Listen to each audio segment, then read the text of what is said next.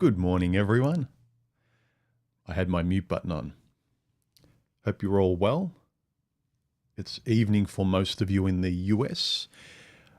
I think I'm coming in loud and clear. Let me know if I'm not. Everything looks fine on my end.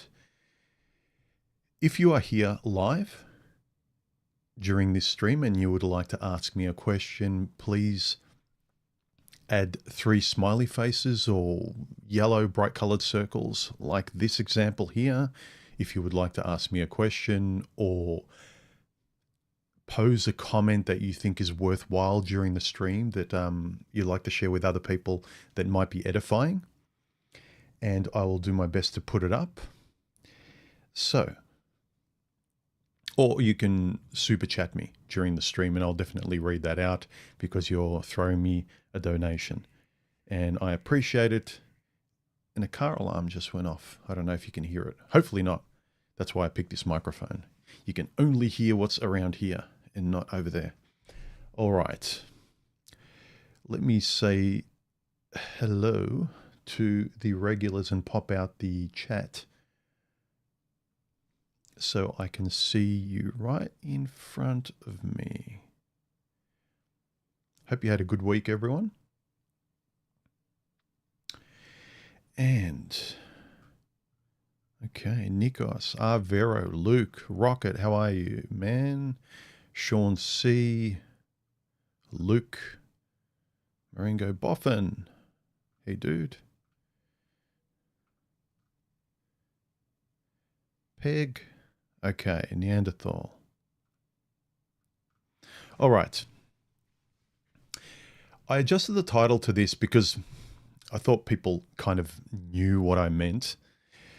Of course, a mistake is a mistake and you wish you would have made a different choice. But I was thinking more about you made a choice and you think, nah, that wasn't the right one. But the consequences of it gave you things that you're grateful for. The cheesy one is, you learn from your regrets or your mistakes. And I feel like there's a lot of people out there that are doing their best to avoid any mistake. They're doing their best. So you don't try. And if you don't try, you'll never make mistakes. And so again, you'll stay safe. You'll never be criticized. You'll never shame. You'll never pick the wrong woman. You'll never pick the wrong job. You'll never move to the wrong place. You kind of figuratively stay in that basement, not moving. It's good enough. And you just kind of, you're an observer of life, and you don't kind of go out there and do your own thing. And it's all well and good. Look, I'm not criticizing anyone who wants to live a simple life. Heck, I think I live a fairly simple life. But I know the benefits also of going out there and having some fun, not being reckless again, having some fun, taking recoverable risks. And I'm talking kind of low-level stuff. We get so, I see a lot of people, and even in the way they speak, they're so beholden to mathematics and science to direct their lives that the perfection of mathematics and science and, there's 20% chance that this bad thing will happen, therefore I will not even try it. Unless something is almost 100%. The point being also that if you only make choices that are almost always only guaranteed to work, you get used to exercising the muscle of, I don't act, I don't try, I don't try. You're only waiting for perfection by which to try. Therefore, you get used to sitting in place like a couch. And then even if an opportunity presents itself, you're almost calcified in the position of never taking a sensible risk, or, okay, you know what? I value this thing. Say there's a scale of 1 to 10, right? Let's pick, I don't know, arbitrarily coffee, right? I like coffee. Now, for someone who doesn't like coffee and doesn't care, say coffee for me, because I value it, if there's a 60% chance of getting it, I'll give it a shot. Someone who doesn't value coffee, they won't even take a 10% chance. They'll just stay in place. Unless it's 100% guaranteed, they'll take it as a novelty, but they don't really care about the coffee. They don't value it. And this is why I always introduce in the discussion, whether you're a chick, a guy, someone who wants to get married and have kids, even if I don't want to have kids myself, you really value that. I encourage you to just go after the thing you want the most. And I know it's very dangerous out there, but if you do it in such a way that'll, with your eyes open, soberly, patiently, and doing it like elders and people who care about you, like a grandfather or a parent that cares about you, is guiding you, and you're not driven by your impulses as much, and you can defer gratification, and you do your best. For instance, if you want to have kids, you date with that kind of intent. You don't date for fun. You date over long term. You look for consistency. You've learned from your past mistakes, which is what I want to sort of lean this conversation into. Learning from your mistakes, not trying to make no mistakes. And it's not trying to make mistakes, but if you do try, you will make mistakes. Making mistakes is a natural consequence. It's kind of like the breadcrumbs of, oh, this person tried, this person was here. And this is what I want to have a conversation about. First of all, let me turn my phone on mute so it doesn't blast into the microphone. By the way, for all the tech nerds, my microphone is a dynamic microphone, the Lewitt 550 DM. Beautiful microphone. I highly recommend it. Or get its smaller, cheaper brother, which is pretty good. Probably 70% as good as this one. This isn't the top of the line. This is kind of middle of the line professional. There is like low level professional, which is the 250 DM. I've got that as well. But this one's really good. I really recommend it. I like it because it sounds, I think it sounds good on my voice. It's nice and clear and smooth.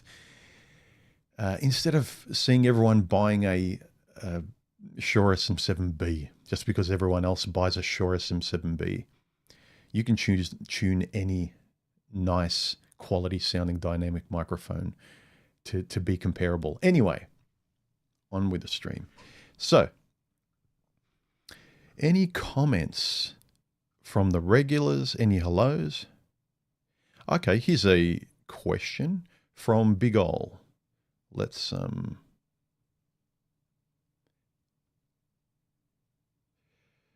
see. There we go. Big Ol asks, Human, why haven't you had kids? I've mentioned this before, and I'll continue to mention it. You know, when people say, you've talked about this before, you talk about women again, I think it's important to repeat, and it's not so much for you, it reaffirms my own values and makes me know what I know and what I believe in, what I stand for. So voicing your values and knowing who you are in that way gives you confidence and puts you on solid ground. So again, I love talking about this stuff. I don't find these questions annoying from people who are genuine. You know, sometimes you get in front of the old grandma and she's like, why aren't you married? Why don't you have kids? It's like, I don't want to try and convince someone that he's got a blocking filter unless I give them the answer that they want. But questions like this, where it's genuine, I like answering it mainly for myself, but also maybe it gives you something to think about. If you're at these sort of crossroads, or you don't know how to answer someone,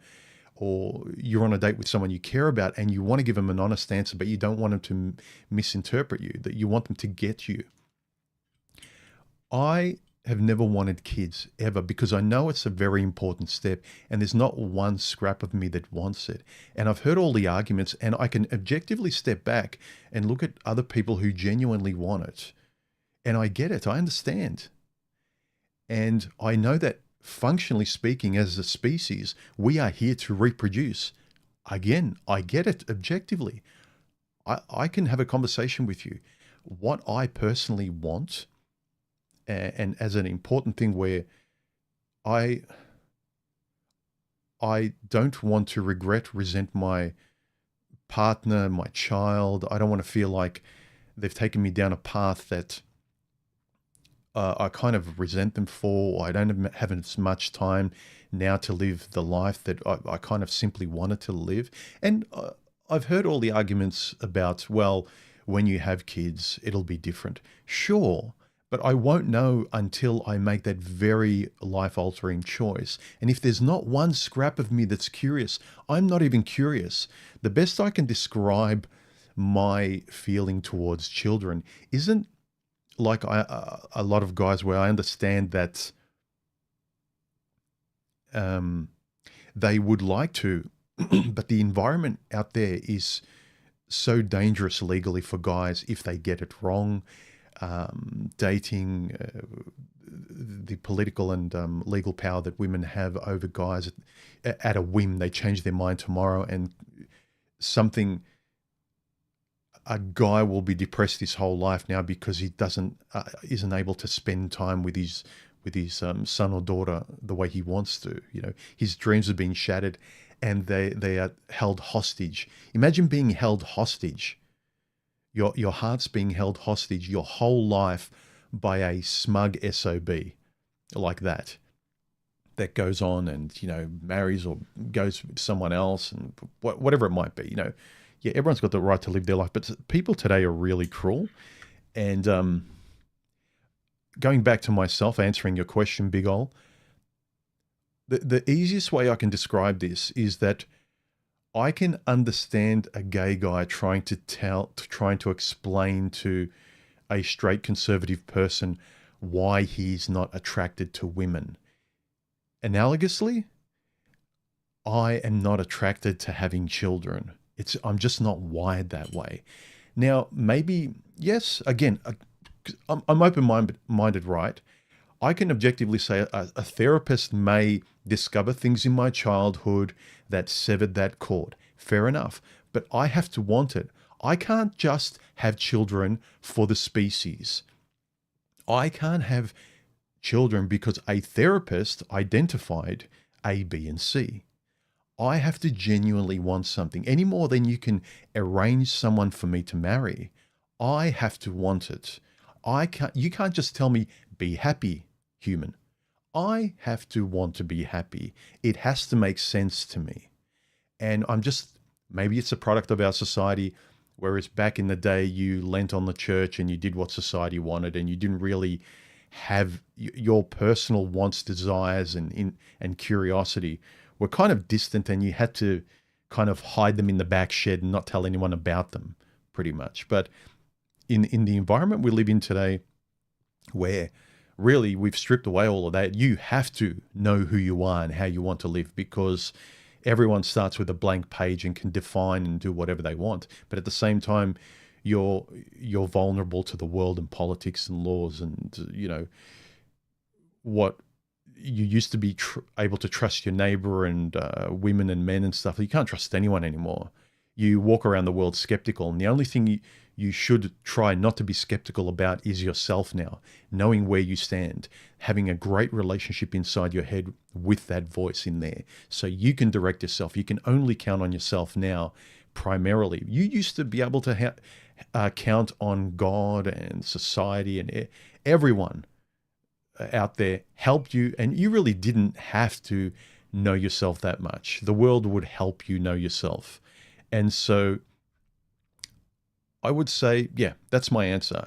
I'm not wired that way, never had any scrap of curiosity, and I was open-minded when I was in my 20s, Big Ol. I was like, I was seeing my friends getting married in their early 20s and having kids immediately. And when talking to them, they wanted it. It's like, I've been waiting for this. I'm ready for this. I want kids. They genuinely wanted it. And for me, it was like, oh, no. And I felt really odd because I felt nothing. And I knew it was an important thing that you genuinely had to do. In the same way that whenever I told a partner I loved them, I had to be at a point to say it, to feel it. And sometimes it came and a lot of times it didn't. And it was the same with children. I knew this was an important thing that I had to, hand on heart, want and love. And it needed to be part of my life and things like that. So and it's kind of the know thyself principle. There are things you can try. If you don't like them, you can leave them. Try that bag of chips. If you don't like the flavor, you never buy them again. Go to that party you don't want to go to, or you're unsure because it's the right thing to do by your family or whatever. And it's, when you're younger, you don't want to go to church, but you're forced to with your family.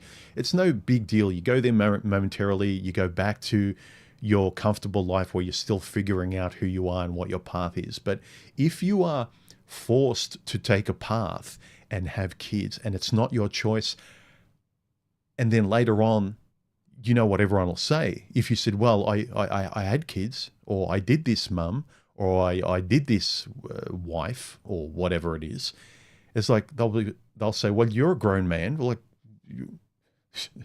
why'd you do it, you idiot? And it's true. Make your own, because at the end of it, you're the only one that's going to be responsible. And unless I want it, something huge. What was that sound? Something huge, like committing to someone, having children.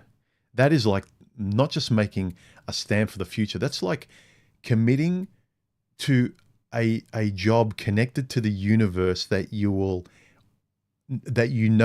always want, regardless of management change.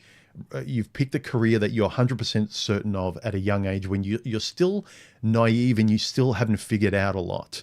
You're still walking on eggshells with a lot of life, and you're expected to make the most important decision as though you know everything. So make a decision as though you're Yoda, but you're just an amateur. And if I didn't have a curiosity or a liking towards it, that was a door I was always holding closed, and I didn't want to let anyone through because there's no going back.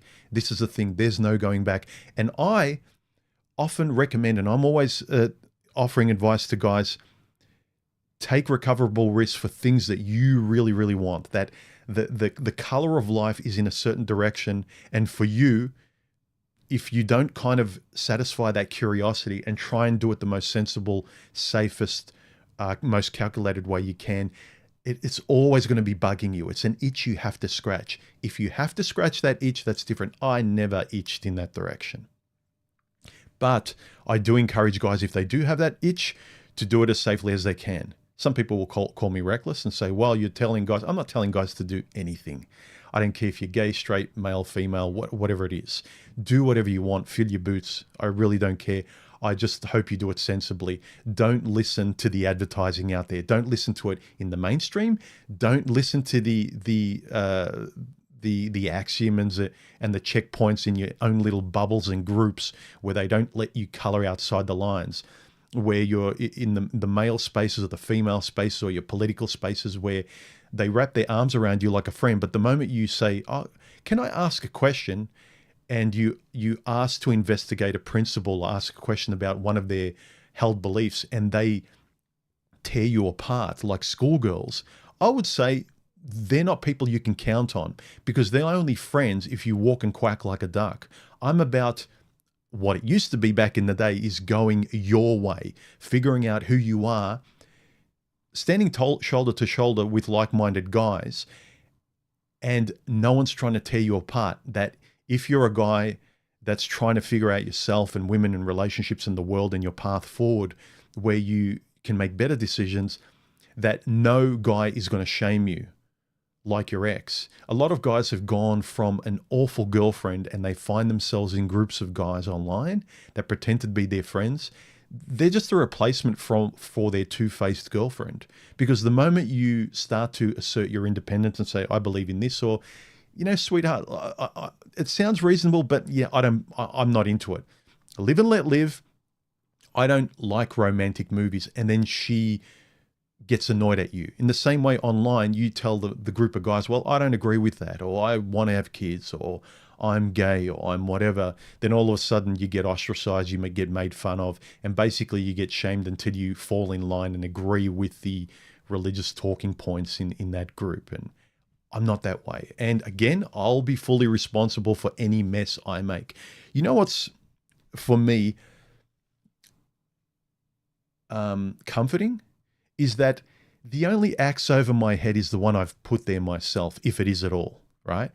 How demoralizing is it if, yeah, I'll have kids and get married, mum and dad, because you said so and I trust and love you. And then you do it and you've married the wrong person. You realize you don't want kids. You don't want that life. And they go, well, it's your fault. It's not our responsibility. And say, hey, hang on. But I said what you told me to do. It's like, yeah, well, you should have picked better, or it's your fault. You didn't pick the right.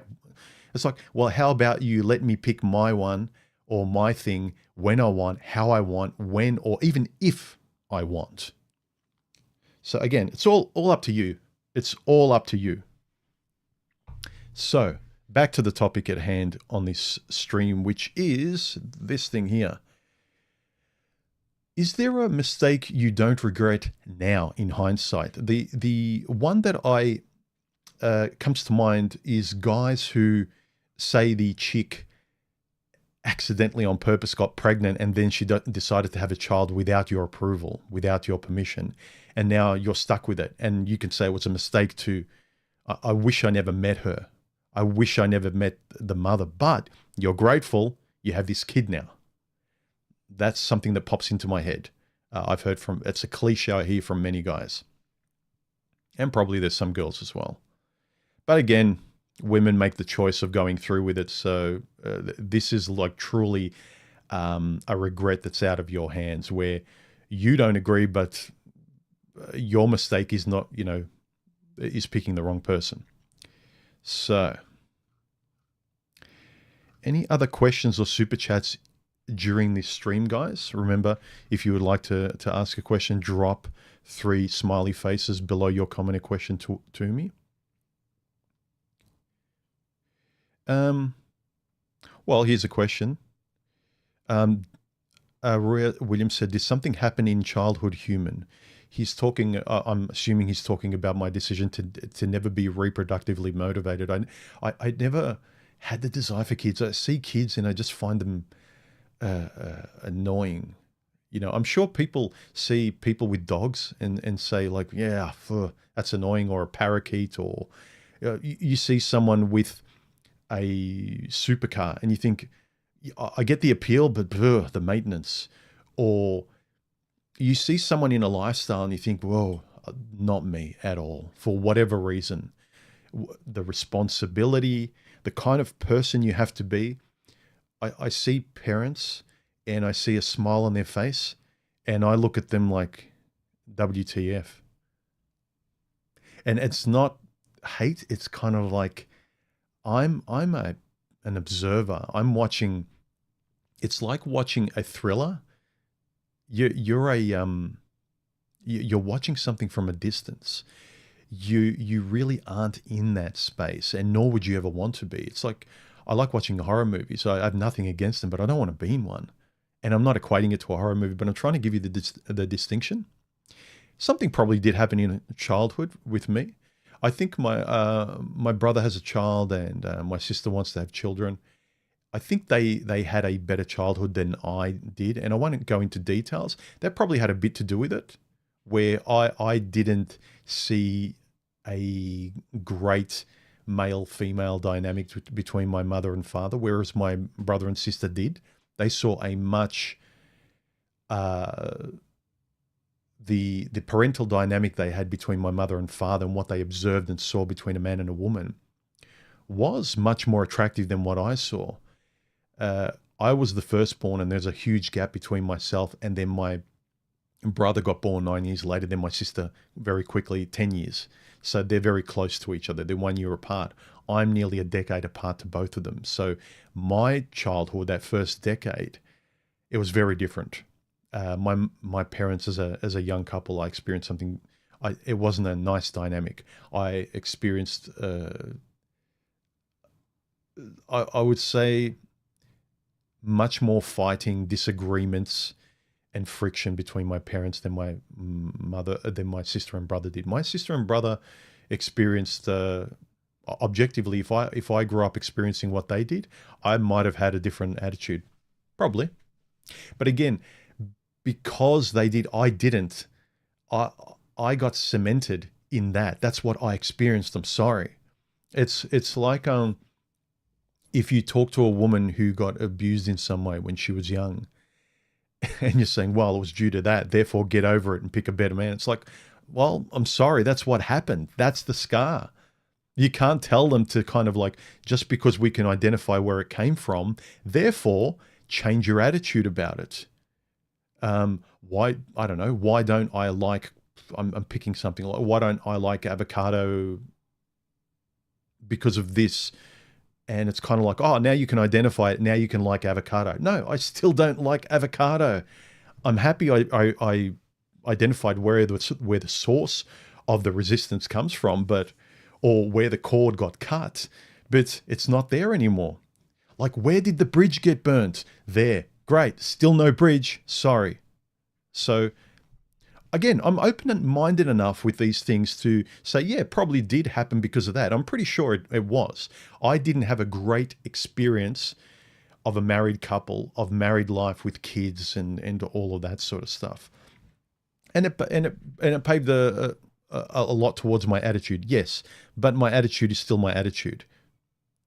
Again, what if you're born a woman? What if you're born a guy? What if you're born in Africa? What if you're born in Scandinavia? What if?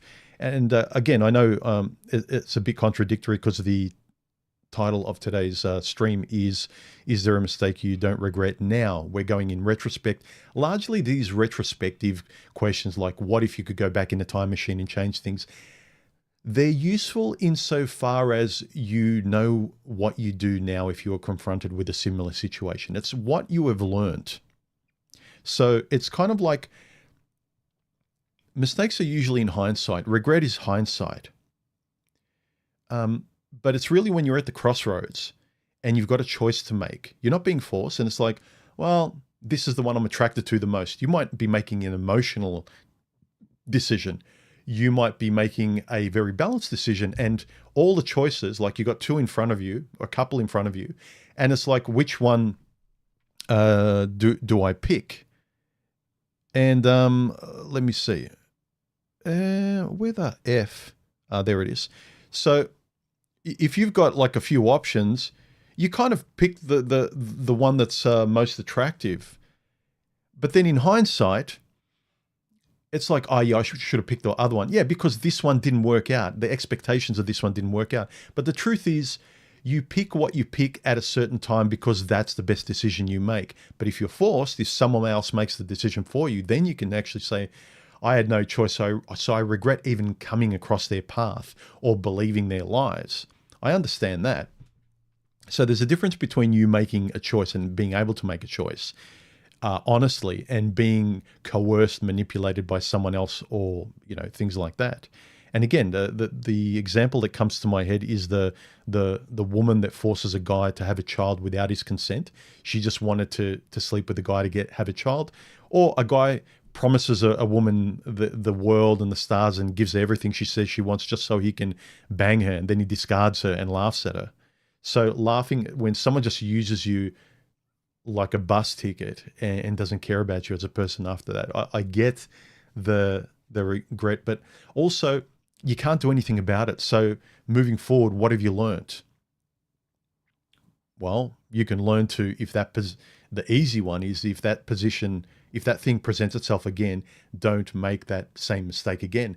And I think a lot of people, just because they don't look at the very personal, detailed area of what was within that thing. So just because I bought my first car and it was a lemon, it was a piece of crap, it doesn't mean like I'm never buying a car again. It might mean that way to you, You may have never wanted a car in the first place, and you begrudgingly bought a car because everyone says, well, it'll make your life easy. And you say, okay, fine, I can, let me give it a shot. And it was nothing but a nightmare. And you say, you know what? I tried it. I'm just riding a bike while I'm walking. I get it. But if you really, like most people, I mentioned before, most people are reproductively motivated. They want to have children. They want to get married. They want to date. They want to be with someone. If you always have that desire, it's not so much I had one car or one chick, therefore all chicks are bad or all cars are the same. It's how you picked, how patiently you looked, how much you did research. Did you pop the hood? Did you spend time? Did you make sure it was a fit for you? Do you need a SUV, a ute, four-wheel drive? Do you like little cars, larger cars? The utility of it. What is the function of this one? What are your standards for so it's not just about a car or a woman. What are the standards by which this car or woman or whatever it is valuable to you? If you want a dog, people don't just say, I want a dog, give me anything. And with guys especially, I'm talking to guys because I'm a guy and a lot of my experiences is from a guy's point of view. But it'll translate to women if they're being honest with themselves as well. But we go out and pick, we don't just go out and say, give me any car. I don't care. You're very subjective in the kind of car, the quality of a car, the standard of car. We don't say, give me any dog. You go out there and pick a certain type of dog, a temperament, size, whatever it might be. It might even be nostalgia. Your dad had this kind of dog or car and you want this kind of dog, or you grew up with this kind of dog and you're in love with that kind of dog. Similarly, you had a great childhood experience. You grew up with this kind of mother figure and father figure in relationships, and you want to recreate that in the future and you're finding it hard. And so, but if you adopt all women are the same, then you're not looking at the actual quality that's drawing you. You'll find women and marriage or kids attractive, but you cut it off because your definition is, well, it's all one thing. No, it's all one thing if you just kind of jump into it with your eyes closed. But with your eyes open, knowing what you're looking for, the standards by which you're doing it, it's very, very different. Guys, feel free to ask me any questions during the stream. I'll just blab if I don't see any questions or super chats. If you're fine for me to blab, I will. I think most people expect me to just get on here and, run downhill with my mouth, as I usually do. Is there a mistake you don't regret now? This is the thing. Have you learnt from anything? And I would really suggest you do, because I'll look back on all my serious relationships. And before my woman now, I had 5 previously, I think it was, serious ones. And by serious, I mean committed, more than a year and a half and less than 3 years. And they met family and friends, and it was committed and exclusive and all of that kind of stuff, like generally what you'd assume. And out of all of them, there's really only one that, if I hadn't met her, I wish I'd never did, but I learned the most from her. She was my first girlfriend. It was 2.5, nearly 3 years I went out with her. And she was, I would say, the worst person for me, the most incompatible, the most manipulative, narcissistic. I was just naively attracted to looks and my hormones, and that's all it was. And she was a terrible person. She was terrible. But I think I was like 21 or something. And I could say I wish I never met her. But the potency of lessons I learned from her, really, it knocked me to the ground. So maybe if I hadn't met her, and I say, well, if I could go back in time, maybe for me to learn the lessons that I learned with her, it might have taken me 3 to 5 other girlfriends spread out, kind of more nicer girlfriends with like lesser of those traits for me to get the point of what I don't want and what's not right for me. So who knows? The point for me is to learn from the things you regret. Most of us regret things. I do too. And at the same time, it's kind of like, well, you can choose to see them as regrets or as lessons, because realistically, they were choices you made. Whether you made them hormonally, naively, which you can't blame yourself for as well. If I'm naive and hormonal as a 21-year-old, I don't know any better. And I'm like a pit bull on a leash, and like nothing's going to stop me leaning my whole weight in this direction, wanting to sort of wrap my jaws around a certain thing. Nothing distracts me. Well, it's just, I don't know, you can't stop it. I'm sorry, just let the leash off and let the dog do what the dog does. And hopefully the dog survives, and later on it civilizes itself. Yeah. So like I said, if you've got a choice, all it is you've got a choice between certain things. And hopefully the most attractive door in front of you when you've got these choices, if you're dating a couple of women, or even if it looks like there's, you think I'm only dating one woman, so I'll give this one a shot, I'm single, she's single, blah, blah, blah. But really, it's if she's this bright door over here, oh God, I can't. If she's this bright door, where is it? Here. And you think, well, she's the only door, so logically I'll pick her.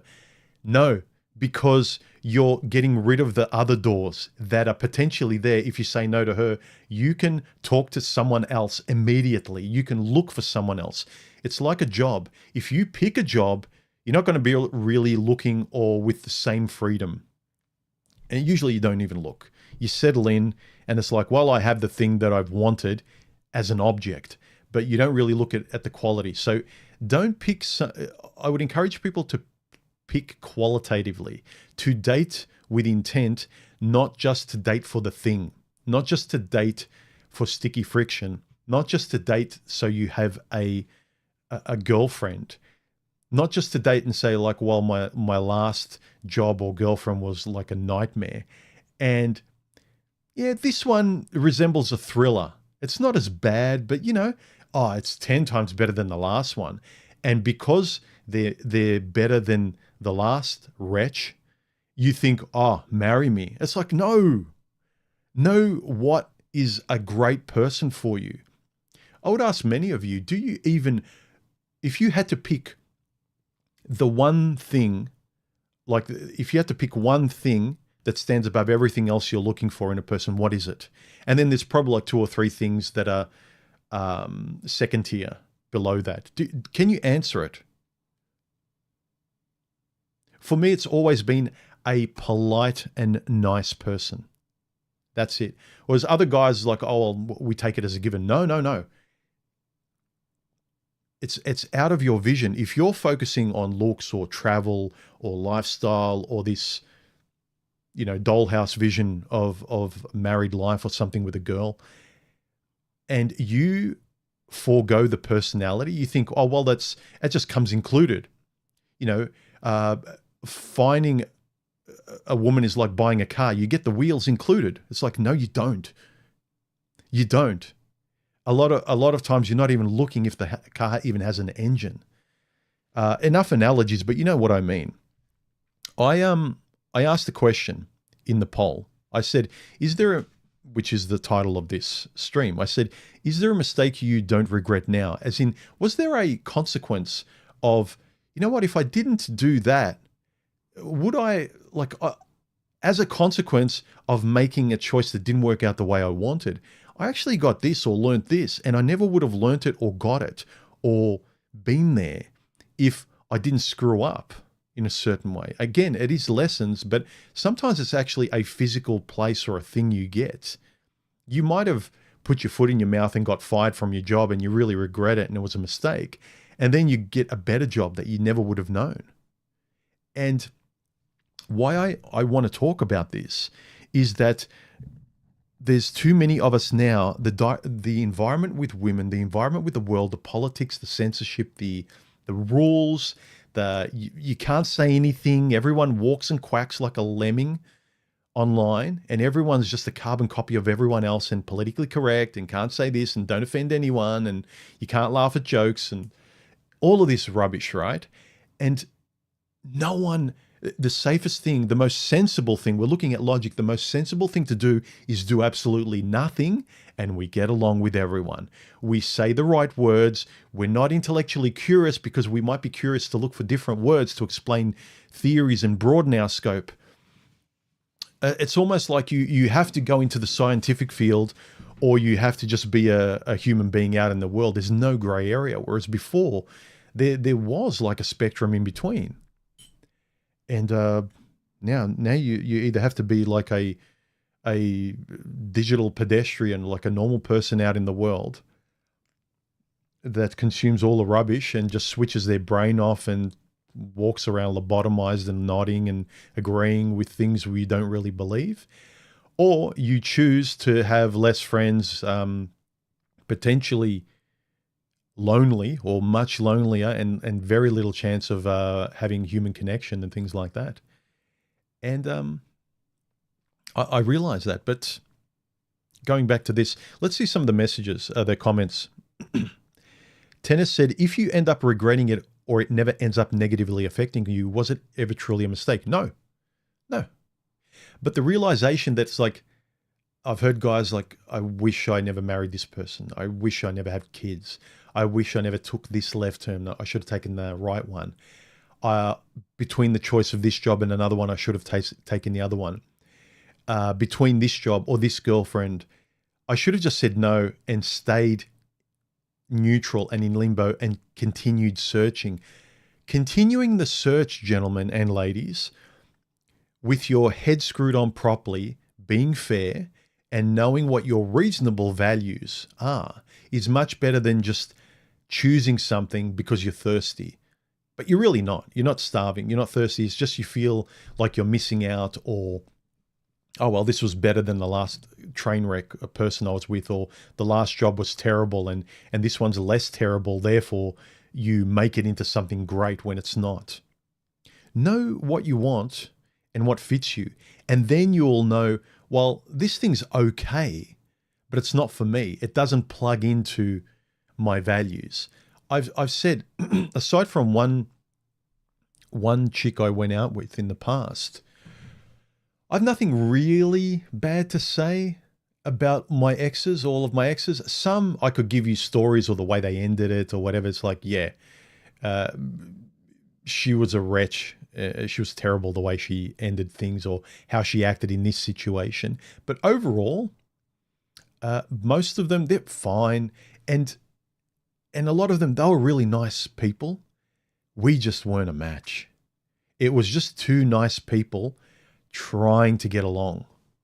You know, the difference between a platonic, civil and respectable, polite relationship and then having to be real about, well, you get my jokes and you know where I'm coming from and you listen to me and you like, there's a very, very big difference between someone being under the skin and us being on the surface and just being polite. I just see, and I've been there, where my relationship with a very polite, respectable person, and she was, you know, attractive as well, it kind of felt like just a better version of being at a job where you had to just act a certain formal way, a formal relationship with a decent person. And you're thinking, are my expectations too high? I just don't feel very much. I feel like we're distracting ourselves with dinners and laughter and describing the world. And really, I just need time to myself a lot. I just don't connect with this person at all. And by connection, I mean a compatibility in values. We don't like the same things. We don't see the world the same way.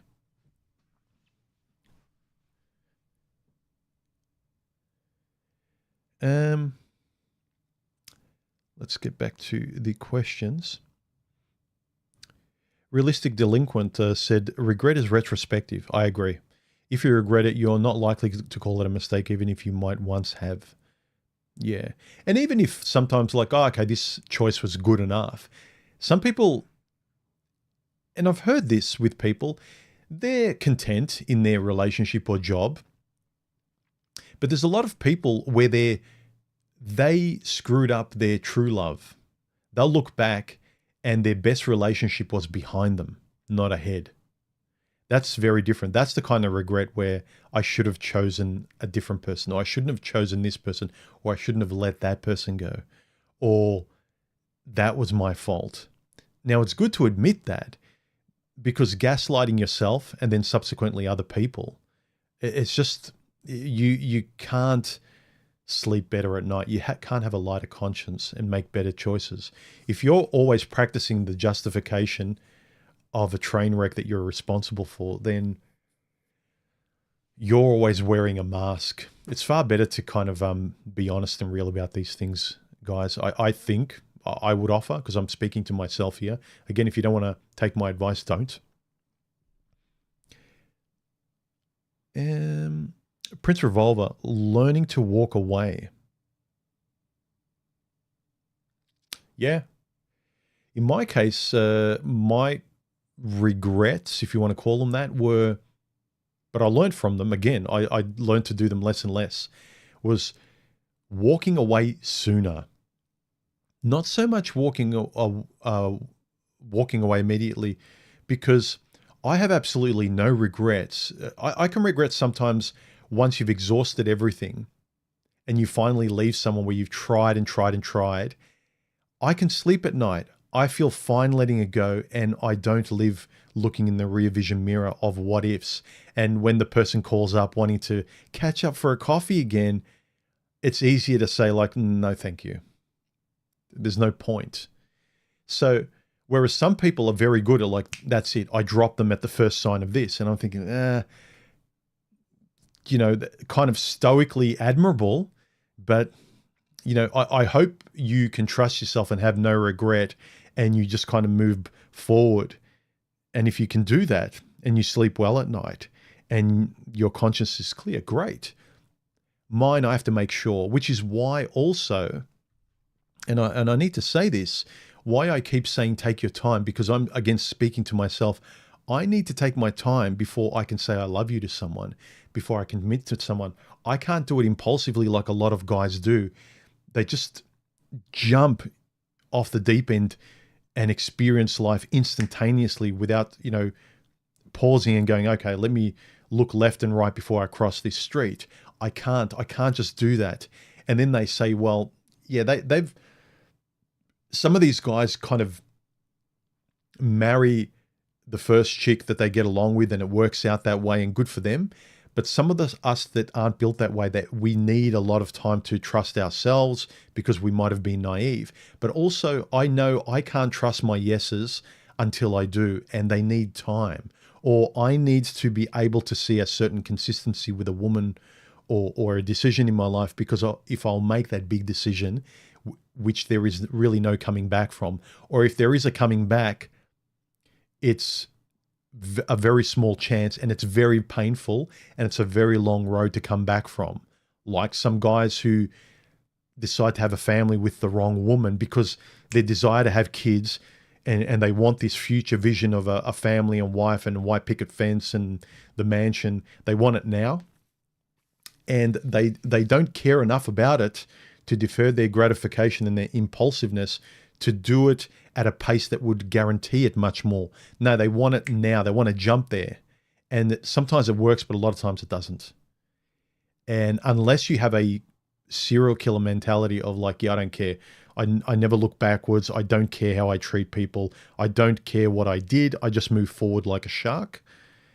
You would like to think that you're that way. Most guys aren't. A lot of the guys that stoically like, yeah, if a woman did this, I'd do that. And if she did this, I'd dump her. It's like, no, you wouldn't. You're in love with some chick. Most guys out there, when they're single, they talk tough. When they're not, that's who they really are. And I get when you talk tough, you want to be more the tough guy. You need to realistically learn that you're overcompensating with the macho and the bravado because you know that you're a 5-year-old doormat when you're with chicks, and all you have to do is look at your history, and you overcompensate with the macho. The point is to kind of meet in the middle ground and more maturely, like a mentor yourself where you're calm and you act in ways that afterwards, whether you're with them or whether you break up, you are proud of yourself and you can accurately describe, yeah, I did this. Yeah, I did love her. I'm not going to be ashamed of that. I did love her. I said that to her. And even if the guys say, yeah, you said you loved her. It's like, I did. What about it? I did. But I made a mistake. Having that matter-of-fact clarity without trying to lie to save face with the guys or make yourself look good to the women will demonstrably help you trust yourself in the decisions you make and what's in front of you a lot better, and not apologize. Yeah, I felt this way. I don't care. And someone might shame you. You felt that way. Yeah, I don't care. I did. I loved her. And then it turned out she wasn't the person, or this happened, or whatever. Yeah, that's what happened. And everyone can shame you by saying, you idiot. I told you, never go out with a woman or something. It's like, yeah, great. What if it did work out? I can point to a lot of guys where it did, like now, I've got a great relationship. And now people say, well, that's luck. Oh, how convenient. Either it's luck or it's never going to work out. So these guys that say, just don't try because all jobs, all women, there's no point because you'll never get a perfect outcome. I think this relationship with imperfection really annoys a lot of people. And the easy black and white answer is, well, if it's not guaranteed, don't try. Whereas with me,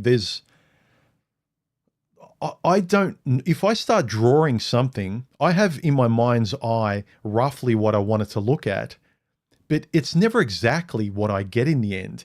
And sometimes the beauty of what I get at the end was nothing. It was sometimes like, it might be 50% of what I planned it to be, but there's a large discrepancy a lot of times between the final product and what I get. And it was the same when I was dating. Yes, you go there prepared to kind of chaperone yourself on a date with an elder in your head that thinks for you and is looking out for you, and you're not just driven by your hormones, and you're not being puppeteered by a narcissist and a manipulative gaslighter, a chick in front of you. You go there prepared that way, but you're very lucid and sober, and you don't say yes to things you want to say no to. You give your nuanced opinion. You don't just, even if you both like coffee and she really likes, I don't know, lattes, you don't say, yeah, I like lattes too. You might just like flat whites or short blacks or whatever it might be. My analogy is coffee because I drink coffee. But you know what I mean? Like, it accurately depict who you are. It's better that you're both in the ballpark than not. But if you're not in the ballpark, you need to be honest about that, not say, you love football and she goes, I love football too. And you notice when you talk to her, she doesn't know anything about football. She's just being agreeable. But if you both love sport, but she just doesn't like your sport, at least there's a ballpark. There's some sort of middle ground. But if there's nothing in life that you can relate to and share and whatever, that's worrying. So, again, any comments related to making the wrong choice and then in hindsight regretting it, thinking you should have picked the other one. But you know what? I got a positive outcome out of this that I never would have got if I picked, the better choice that I should have. I never would have got actually this great outcome. So at least I'm grateful for that. Or I learned something from that. Or I learned a lot about myself, right? Because there's a lot of things where we, on autopilot, pick the wrong thing, or we can't defer our gratification.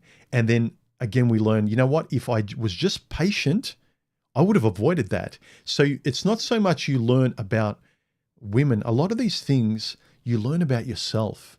So it's not so much I shouldn't have picked her. I shouldn't have picked so impulsively. I shouldn't have agreed to her. Why? Because I didn't agree to it. It didn't sit right with me to make that choice then when they wanted it. Why? Because I didn't feel comfortable. Do you see the nuance, gentlemen? It's the learning of yourself, the uncertainty in the choice. Sometimes you make a certain choice and it turned out to be the wrong one. But the learning about yourself, I think, is a very, very positive thing.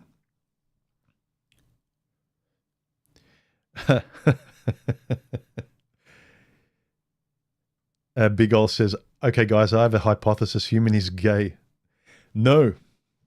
I've been hit on quite a few times, not just on my channel, but also when I was some sort of in my 20s and my club days and things like that. It doesn't help that my favorite music has been progressive trance and techno. Again, you're saying, yeah, human, you're gay. But that environment, there is a lot of kind of circus stuff going on, from trannies to gay guys to like the whole kind of spectrum. And but I just love the music. I don't know what to tell you. I love music soundtracks as well. I think I first, not I think, I know I did, because when I was young, I used to listen to movie soundtracks. So I love movies and I love the music scores. I used to buy, as a young fella, I used to buy cassettes and then DVDs of soundtracks to the movies I loved, because I loved the storytelling, the emotion, and all of that. So I wanted what was underneath it, what made it meaningful, and music was one of those things. Then later on, I got into dance music without lyrics. Again, it was like a progression from soundtracks and movie scores, where it was more an upbeat, a positive version of, often there's melancholic classical music or movie soundtracks. There's, minor key music, and techno and dance music, and those were all upbeat. And so I loved how dance music, I love the music, how it made you just feel great and positive for no reason at all, just through sound. And I found it fascinating. I knew how the relationship between music and movie, because they're meshing them together. They're accentuating, this is a sad scene with sad music, and they're hitting you over the head, this is sad. Whereas music, it just comes in and it just makes you feel sad, good, energetic, motivated. It's like there's no context other than what it is. And I love that kind of music, and it always made me feel great and positive and motivated and energized. And that's about the only music, if I want to feel better, I just need to put that on. If I'm feeling flat on a jog, I just put on some Deadmau5. I put on some Our House. I put on some progressive trance, or someone that I like, that kind of just injects me with adrenaline for no reason at all. It's just like a switch. Anyway, that was a nice tangent. But no, I'm not gay. But I can very much relate to I can really respect gay guys that come out and saying, this is who I am. I don't care your pressure and what you say, and I'm going to be responsible for this. And I've honestly charted a course in my life that I'm going to be responsible for, and there's no going back. And in a similar way, I didn't want to chart a course and go down a path that wasn't mine. Similarly, I wouldn't have a gay relationship either. Again, it's kind of like the desire's not there. I don't have that switch. So I don't have the switch also to want to have kids, to be a father. It's not an attractive thing for me. I don't have an attraction to be a neurosurgeon either. Not a scrap of it. You could throw any rewards in front of me. There's nothing that would make me want to live that life and be responsible for any of it, or have the intellectual or cerebral curiosity in that area. Nothing. Know thyself, gentlemen and ladies. That is all I'll say. Top chat. Let's go to live chat and see if I get more of your comments. Has anyone left a super chat? No. Okay. I've actually got a tab that I can click on. So now I won't miss any of your super chats unless you throw me a super chat in the last 20 seconds of a stream and I've already logged off because there's a 20-second delay. But I'll be able to see all of your chats a lot easier now. Sorry, all of your super chats if you give me one. Okay. So, was there a valuable lesson and a turning point from something that was initially regrettable? You chose something and there's like, I chose wrong. Sometimes I've felt it when I was younger once also, where I went back with an ex. We caught up soon after. This was in my 20s. And then you're kind of walking up to her apartment again, and you get this feeling of dread, like, I am making the wrong decision. And that's kind of like where you've gone back in time and immediately you regret it. You regret a decision. That's kind of different, but you really need to trust your lessons and know when something's screaming at you and not ignore those things.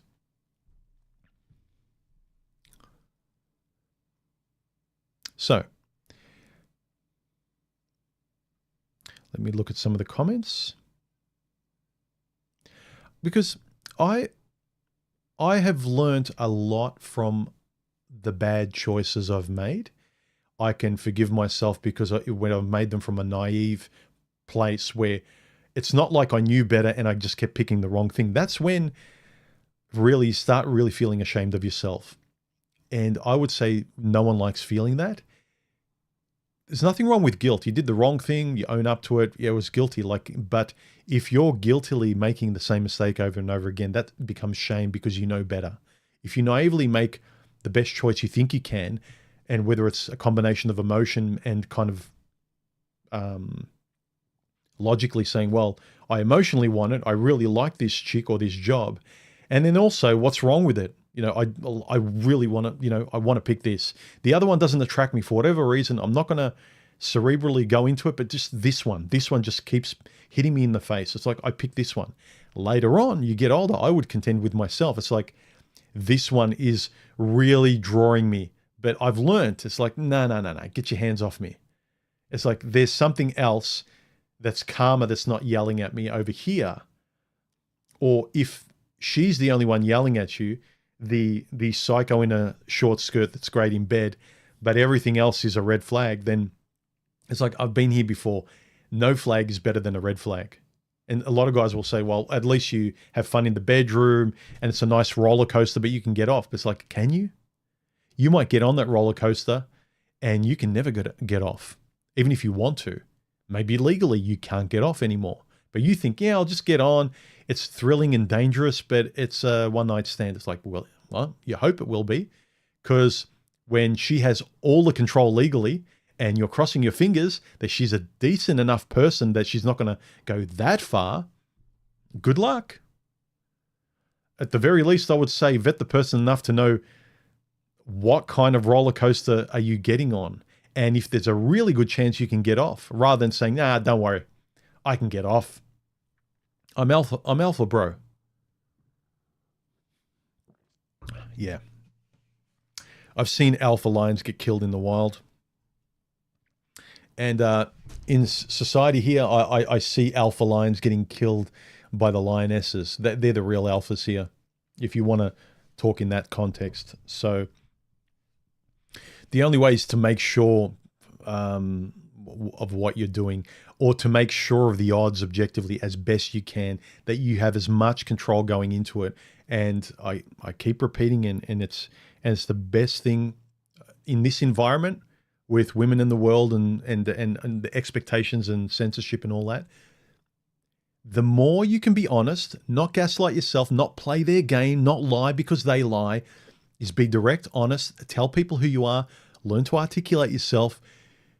You will be what you will be, and you will stand as proof. You will be this lighthouse that, without being cheesy now, because I picked this metaphor, you shine the way you shine, and everyone sees that. So if someone else sort of says, well, that lighthouse lied to me, it's like, no, it's not.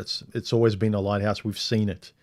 But if you never shine and never say who you are and speak your words, if you're inert, if you're basically neutral, the world and politics and women can make up stories about you if you never voice who you are. If there's never a record, if there's never a video, if there's never words spoken, they can say anything and lie.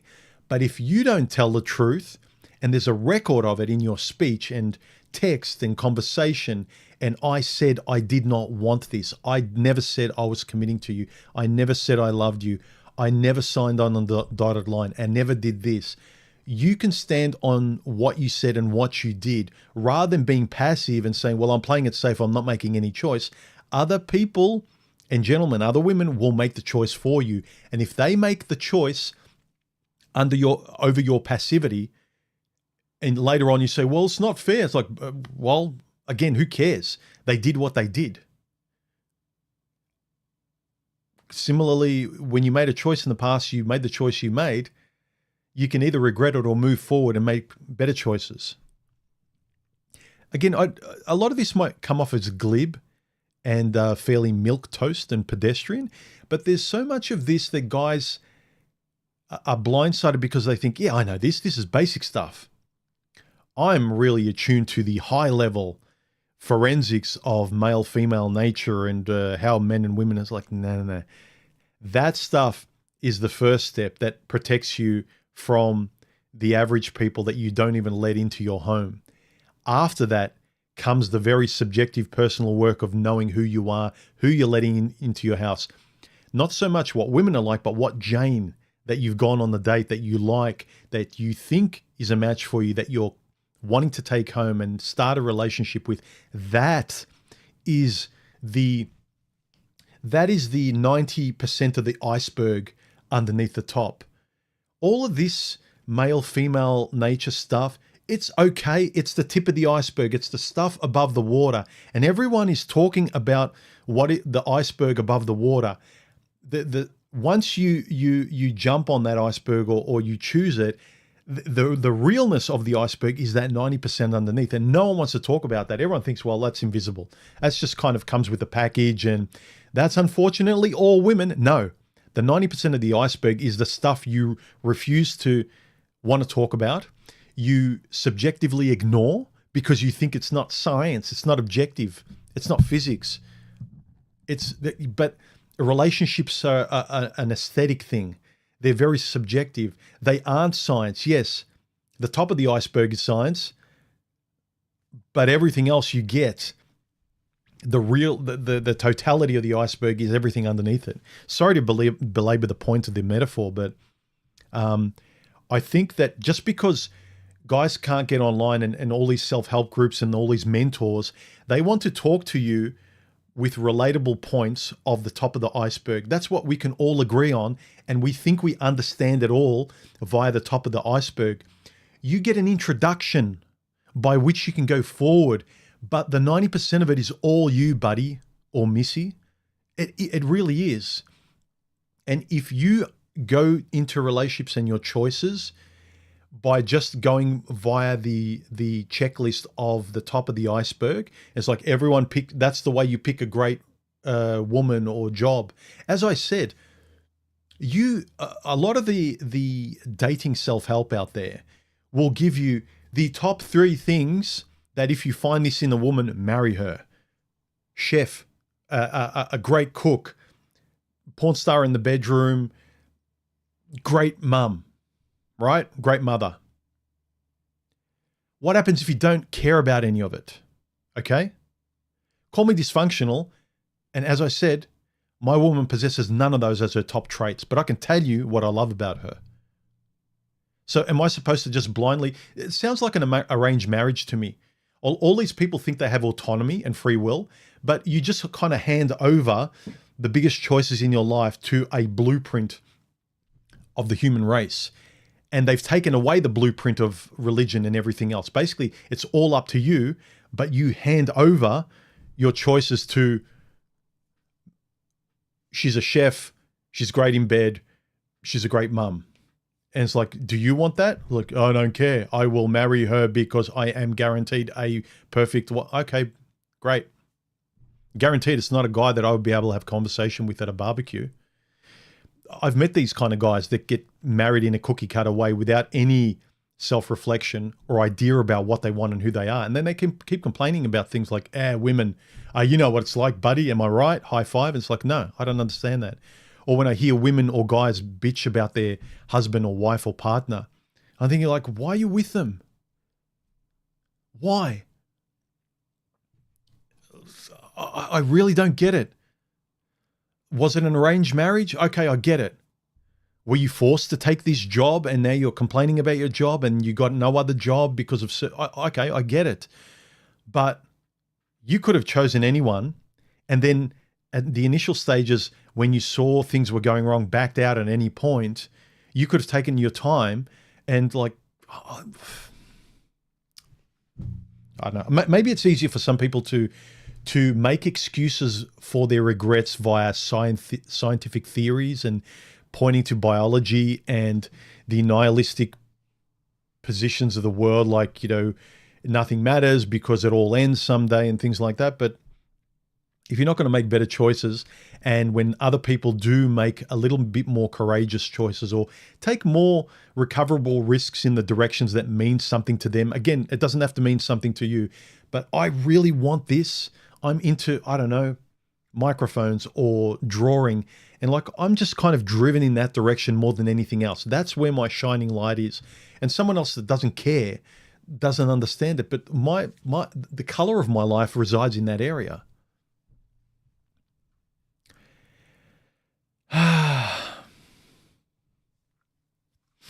Oh, someone mentioned Dead Mouse. I'm not following the comments here, guys, because I'm paying attention to the discussion, so there's not a lot of dead space. Let's see. Oh, Neo Mass, thank you very much for the super chat. He said, you like Ital Disco, human? I don't think so. Look up a song. I can only tell you a song now that I listen to over and over again, and it's largely the kind of music that energized me even in my 20s clubbing to now. Look up on YouTube, Dead Mouse Coasted Extended Edition. That's the kind of music that I talk about energizing me. That's the kind of progressive trance or techno or house or whatever you want to call it. That's the kind of music I'm into.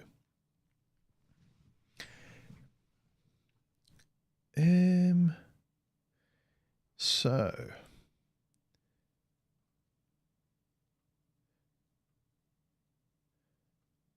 live chat. Any further questions, guys? Because been going for a little while. How long have we been going for? Just over an hour. I've had a lot to say as usual.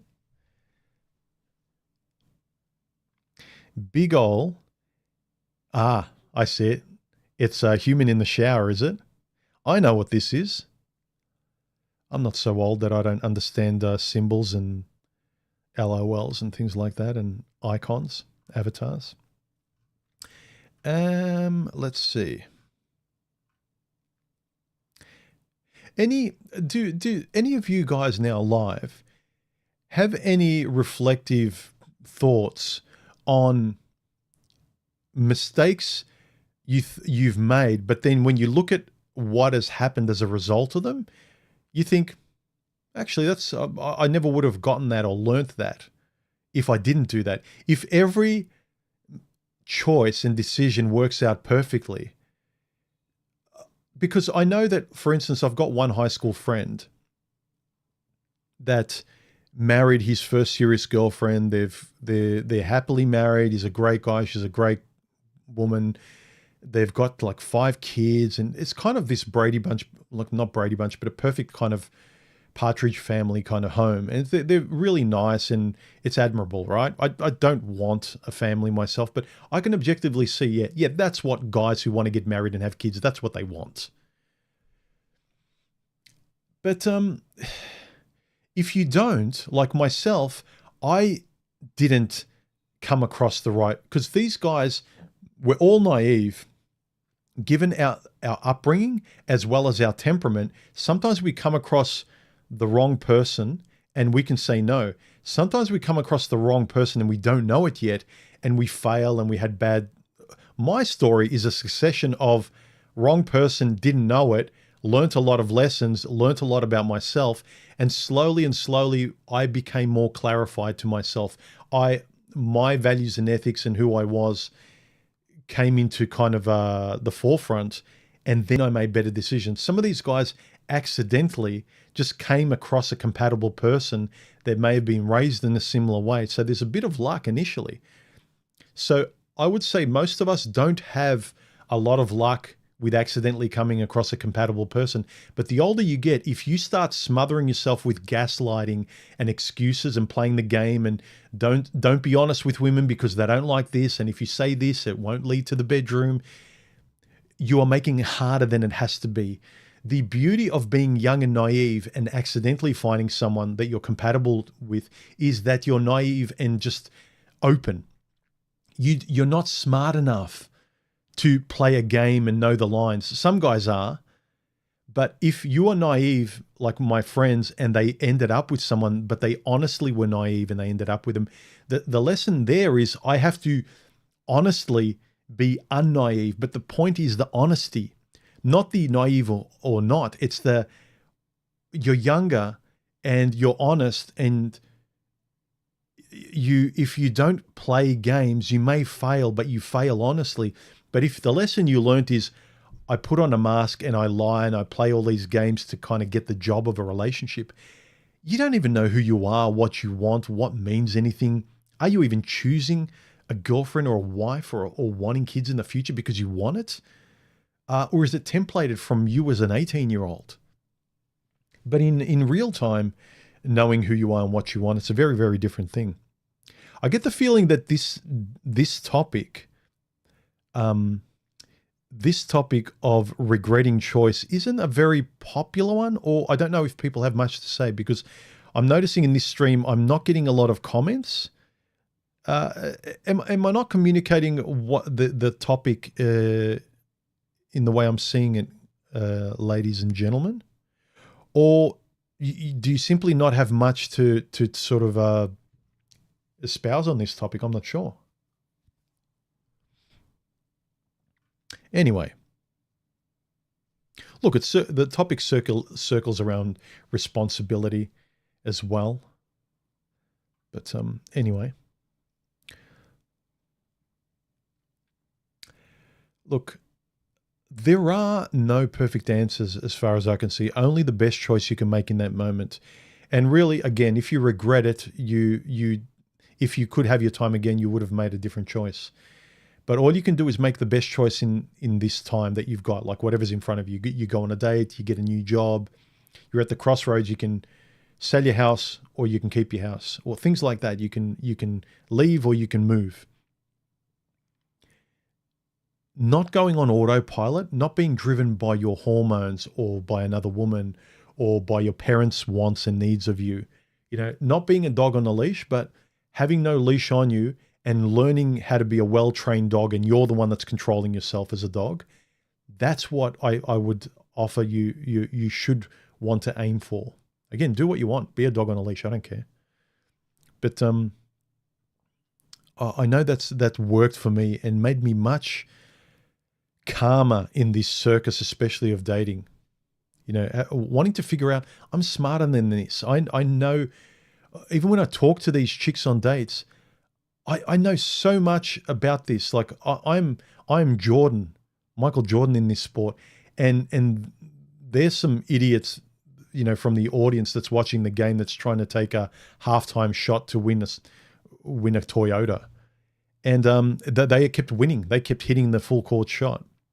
So Darry Dean, again, thank you for the super chat. Says, just a thank you for this channel. You have shown that you move forward from the red pill lessons of your previous content, unlike the noisy alpha dupros. Thank you very much.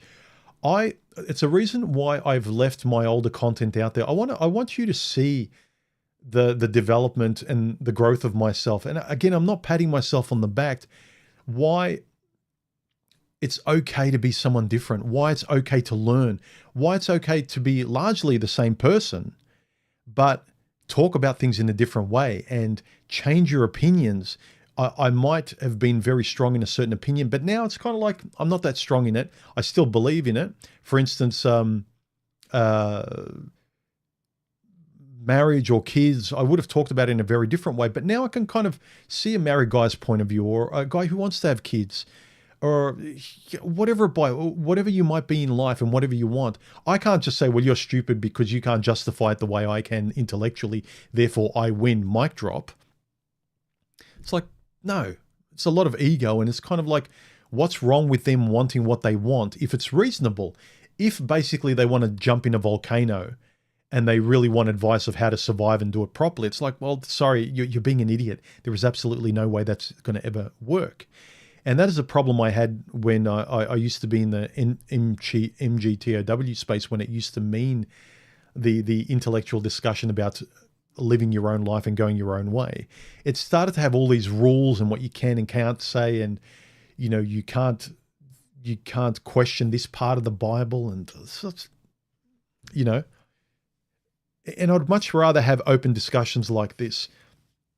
Because trying to be perfect in these things, it's like, I notice when you're in these groups with guys that are kind of religiously on these talking points, it's kind of like being with a woman and then like not being able to talk about certain things, or she's going to destroy your life. She's going to divorce you. You're not going to be in the group anymore. She's going to leave you, but you love her. And it's the same kind of feeling. You're with these guys and all of a sudden it's like, where's the friendship? Like, I have to talk and agree with something I don't really believe in, or I don't believe to the extent that you do. You believe on, some of these guys and girls, they believe on these things at a level 10. And I'm like, okay, I can meet you at 5, but here's where we differ. And I want to talk about that gray area. It's like, no, either you're with us completely or you're against us. And that kind of discussion is like, you know what, I can never have a discussion with you. I can only be a parrot in your cage, or I can just kind of leave and live on my own and try and find people where I can have a free and autonomous conversation. But if I have to be a locked bird in the cage that's well kept, I just pick a relationship with another chick and be done with it and play the victim. I think a lot of people want to play the victim rather than taking a small courageous step to stand up for what they want.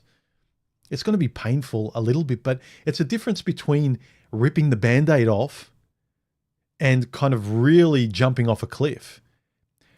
Guys, honesty, just being honest with what you want and saying what you want, and who cares if she likes it or not.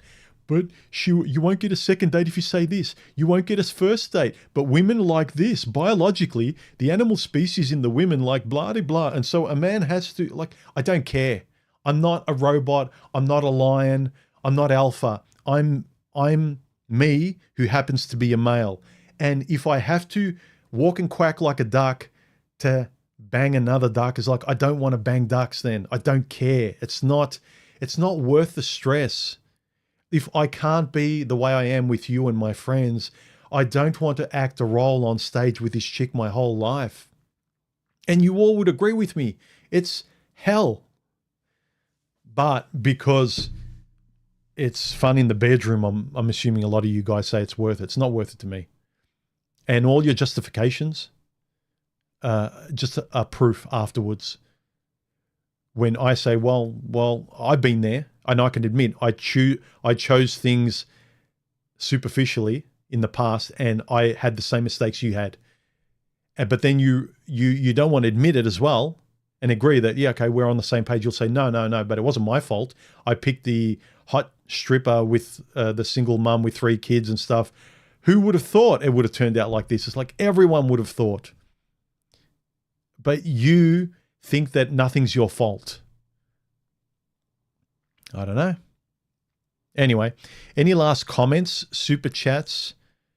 If you're here and you want to leave a final comment, question, or super chat, please leave it now within the last minute, because I have a 20-second delay.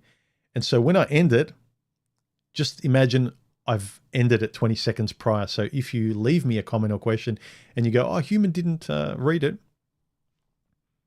then ain't my fault. I'm sorry. I think Karu left a comment last week, a super chat. Sorry, man, I didn't read that, but I think it was a joke anyway.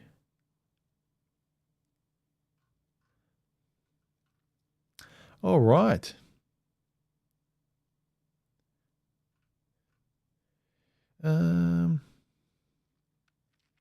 This is a really good point by Real Names Not Given. He says, failure makes progress meaningful.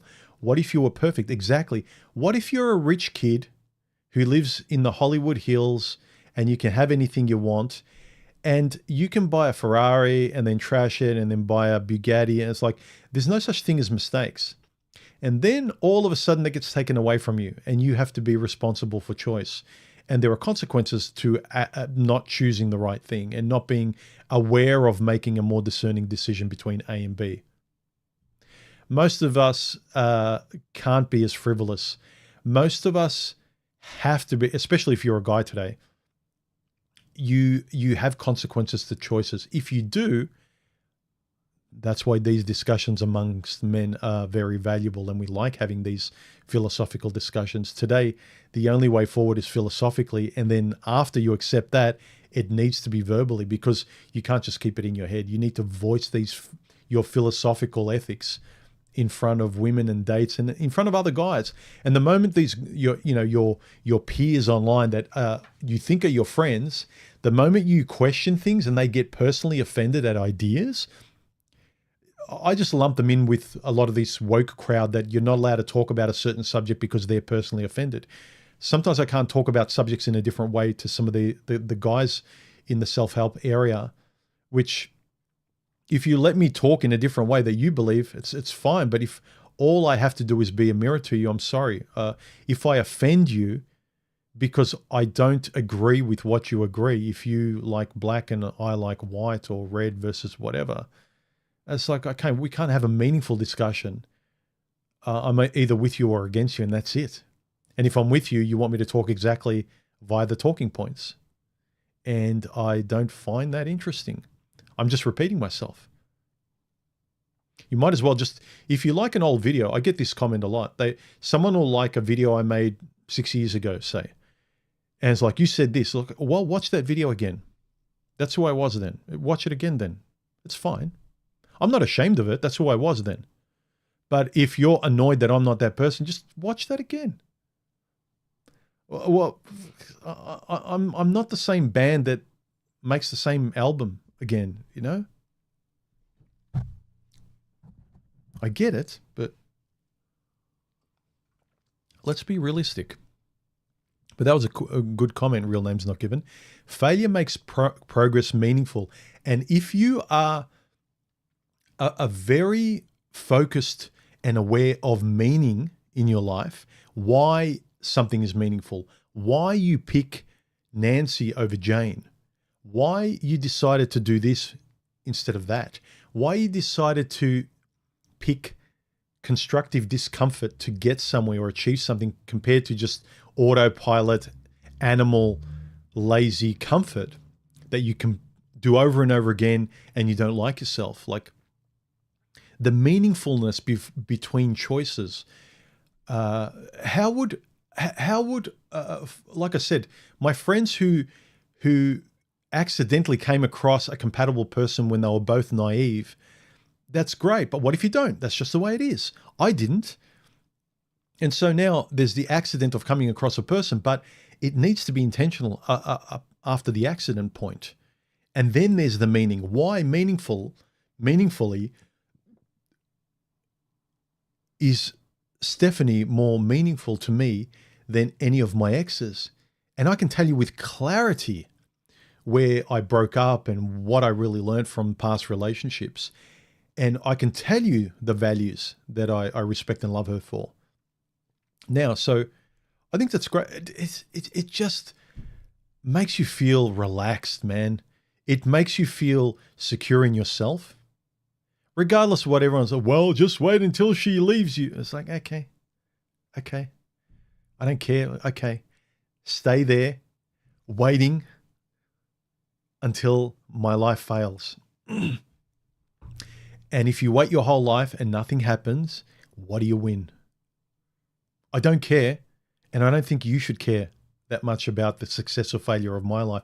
All you should care about is this discussion where you can make a better choice in this moment, a sensible one, a one that you would be proud of going forward, one mate probably that the people you respect in your life, like your father or your best friend, would also be proud of you. Hey, he's met a nice chick, or he's got a good job, or I really like the car he got. I'm happy for him. You know, would people who you respect, would they be happy for you? Would you be proud of yourself? That's all you can do. Thank you, Ronan Jiu-Jitsu? Ronan Jutsu and Medicine. Is that supposed to be Jiu-Jitsu? Is this Oriental martial arts from Oriental medicine? Human, may all well... No, I don't think it is. Human, may all be well, always had issue with Rollo. He wants to debunk things that are obvious with much evidence. It's real. He always says everything esoteric or that nature is woo-woo magic. He and many are wrong, so binary. It might be martial arts. I agree. Because they like to measure relationships, the success of them, and planning them out like a business with a ruler. But the reason you want them is very emotional, subjective. Why you choose this chick over another one is very subjective, because via their rules, and don't get me wrong, I out of most people out there, I like Rollo, his personality. He looks like him and Better Bachelor seem like two guys I could have a nice conversation with. They seem very respectable, articulate, intelligent, things like that. But approaching life like a business, I've always intuitively felt is wrong, because you don't want it in the same way. Because when you want to make money and be successful in life or get somewhere or hike to a top of a mountain, it's a concatenation of kind of steps that lead to a certain outcome. It's very mathematical, it's goal-driven, it's step-driven, right? Whereas with a relationship, you just want to be in there.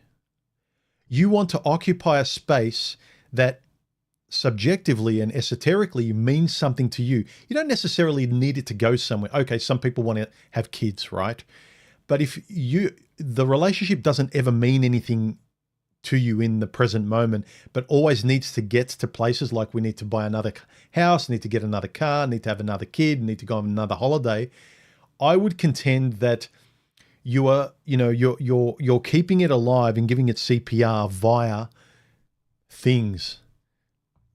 Whereas if you can't sit still, much like yourself, if on your own you can't sit still and within four walls feel comfortable with yourself and find out who you are and what life is, if you have OCD and you have to be out there socializing and you can't sit still and you dread coming home to yourself, that's a problem. If you can't stay still within the relationship as well, if it's all mathematical like a business, it needs to go somewhere, it needs to hit these metrics, regardless of what I want, a relationship shouldn't care if I subjectively like traveling or playing music.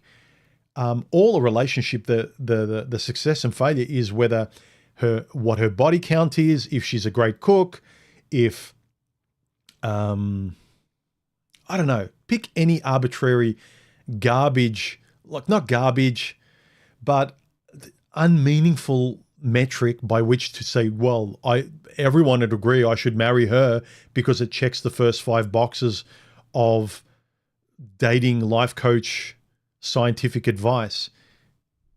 It's like, what do you value about what tell me why you love her?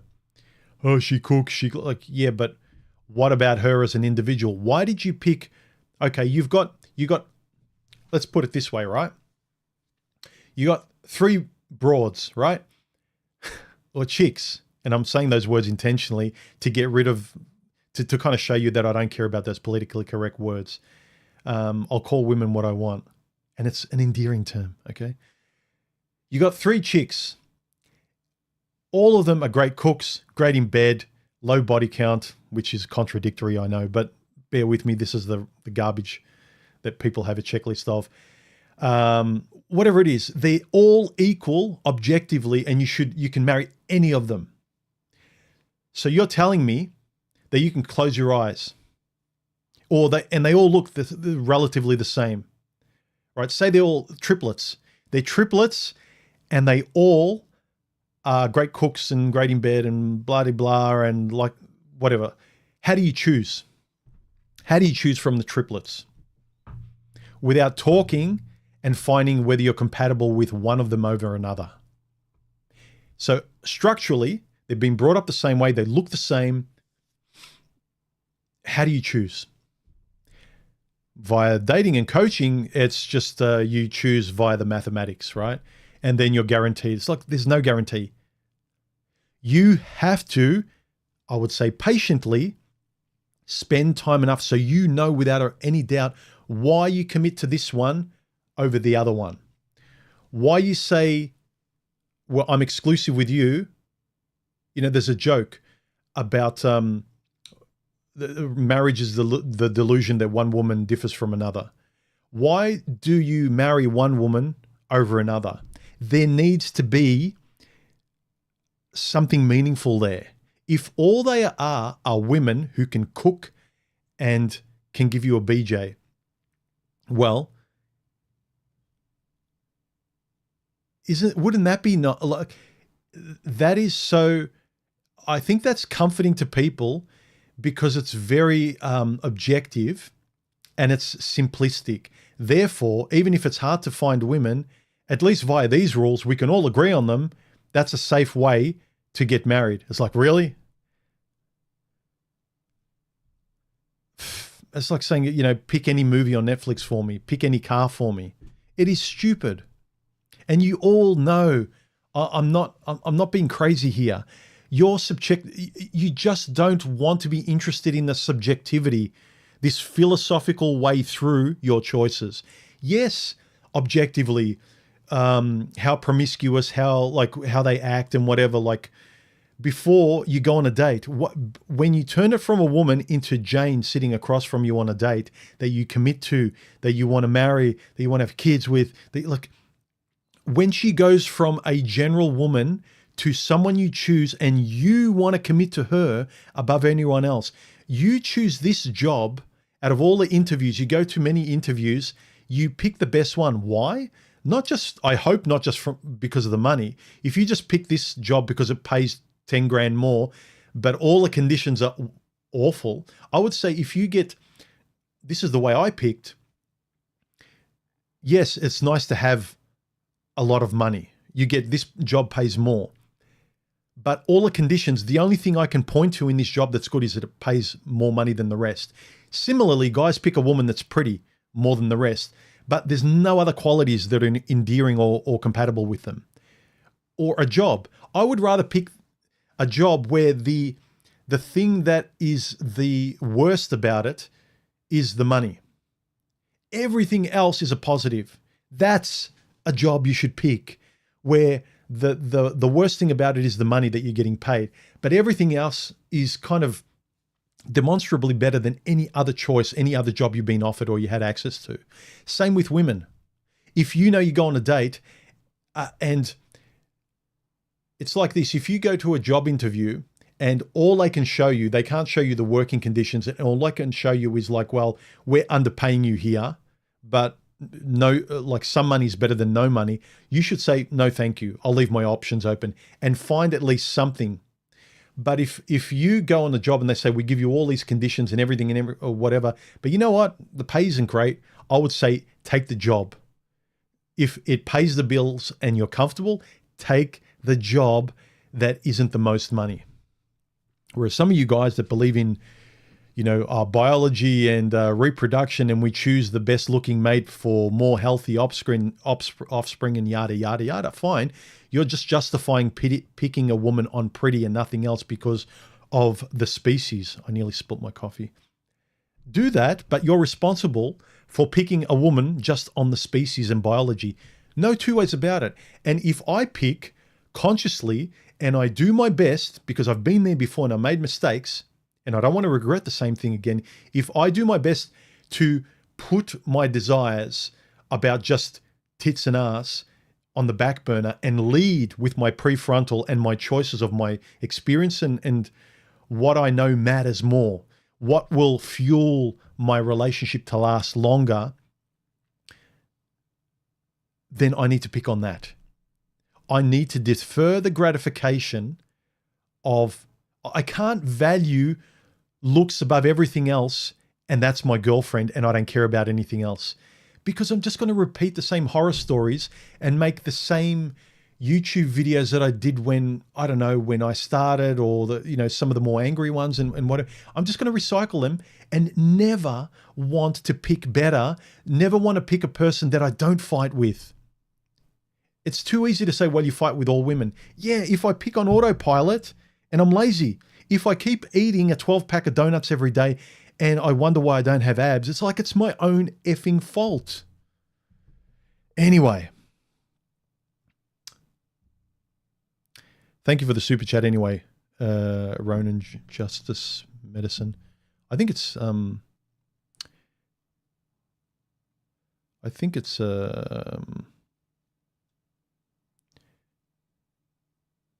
it is martial arts oriental medicine. Yeah, They are okay. Hi, okay too, but he always makes a fun of Taoism and Confucius and very material. Life is more than we think it is. Look, whether you're religious, spiritual, or whatever, as long as you can have a conversation that's reasonable, and again, you don't need to appease me. I just won't be able to have much to say in it, and I'm going to be ostracized from that conversation. It's going to be, I can't be there, and I won't be there, and there'll be no benefit of me being there. In the same way, I can have a discussion with maybe a first wave feminist more than I can with a fourth wave feminist. But yeah, and I think a lot of the bigger channels, like that's why I think my channel isn't as big. I've changed so often that it's become more personal, given the growth of who I am. Mine's more like a personal diary discussing these points, and whereas those guys have really created a certain kind of formula or bubble of conversation. And I'm not sort of disparaging them. They do what they do and they're very successful. Rollo does his things. He's written his books down the same tract. Better Bachelor does his videos in the same way. And both of them do entertaining and very informative things in their own way. But not that I never wanted to lock myself into a thing, but my channel has always been about personal growth. And I'm just kind of doing an open journal, and I'm evolving out loud through discussions during my own timeline. It's not like, well, there are moments where I was discussing a topic and it worked and those videos did really well. But I always had the sense of like, I've worked them out to a large degree. They're less vague, but I just can't keep regurgitating them because they're popular. I will talk about them, but I still want to move forward with or without the conversations. But if I have to anchor myself to a certain groundhog period of time in the manosphere or with a bunch of guys, because I want to grow an audience commercially, it's not the reason why I want to do videos. I want to be able to enjoy doing my videos, and I can't enjoy them if I'm not allowed to express what I think, where I am, what I think now. I really enjoy talking about old subjects from a position of where I am now. I love that because I already know. I can recount the stories of the past or the videos, and I relish being able to talk about the nuance and the adjustment of me. Not necessarily because I want to talk about me, because I think it's edifying to people. And certainly for myself, when I actually see honest and humble people saying, yeah, I was like this and now I did this, not so much that you call them out for being a hypocrite and saying, you were a hypocrite because you said A and now you say B. It's because if this person rationally and is being honest is saying like, I've grown or I made a mistake. How about that?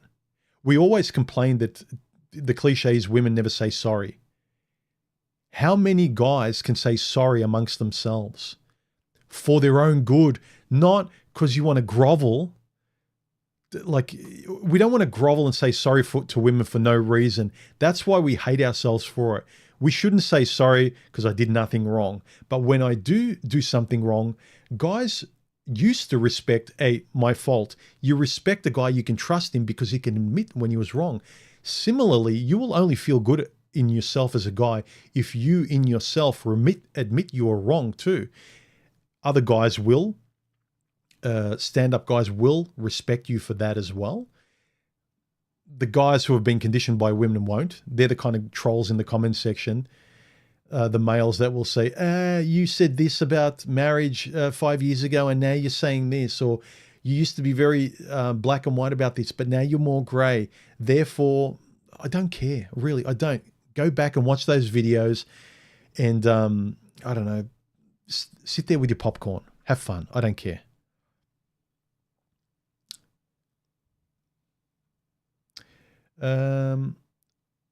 Ronan says, but human, you're very different and so intelligent and spiritual besides being natural Zen. You're open-minded, my friend. You cannot compare these human. Now, Ronan, you need to be a bit more spiritual and Zen about this. You're getting don't be too mean on these people. They are what they are. Again, they're not, like I said, I get where they're coming from. Not that I agree with them, but they have created their own little businesses and they make money from it, and they might enjoy it too.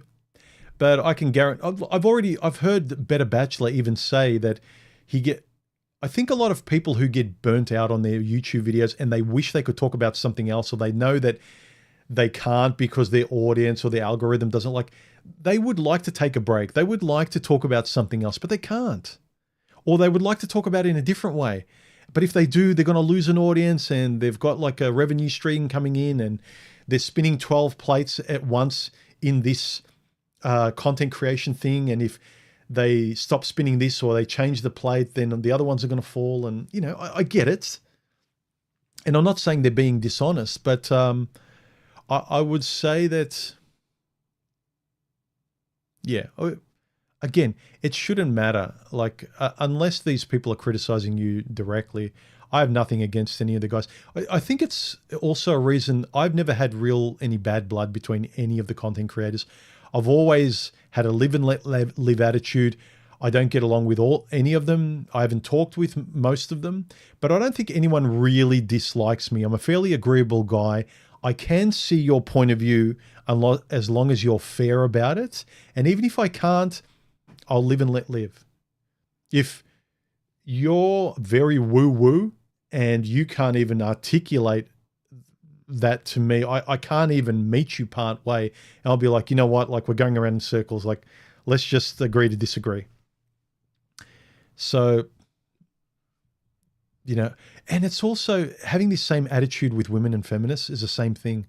Like, I don't care. If we can't meet part way, I'm not going to shout at you from over a ravine. I don't care. I'm wasting my breath. I'm losing my voice. Do you, like, a lot of these proclamations in the manosphere and a lot of this self, people really want something. They want a comfortable relationship. They want happiness. They want contentment. They want fulfillment, right? But the tools they use are mathematical aggression and black and white simplicity. Like, nature's not like that. Nature doesn't do straight lines. Yet these people keep stoically making maps with straight lines in nature between men and women and stuff, and complaining, you know, you kind of got an oak tree that's got knots and twists, and it's like, why isn't it perfectly straight? Because it's not. Meet it halfway. I think that's what gardeners do, don't they? I don't know. Anyway, enough metaphors. Any final super chats or questions, ladies and gentlemen? And we'll wrap it up. Let me see the live chat.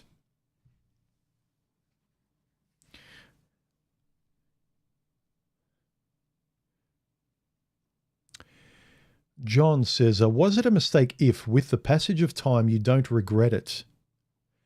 You have a past. You may or may not have gained knowledge. And if the latter, you can indulge in reflection. Yeah, you've got a realistic reflection upon that. But being anchored to the regret and shame of the past that you can do nothing about, that's different. We make the choices we make. All you can do now is make them soberly, not kind of say, well, it's biology and I was just hormones and nothing I can do about it. Hey, not my fault. Yes, there is. Yes, there is. When you were naive and you were just led and nothing interrupted, you never made excuses, and you can say that honestly, then yeah, you can't actually be hard on yourself because you know better. But as you get older, you know better. And if you still hide behind the excuses of, well, biology, man, the species, male, female nature, it's like, well, I think you're being dishonest because you don't want to make different choices.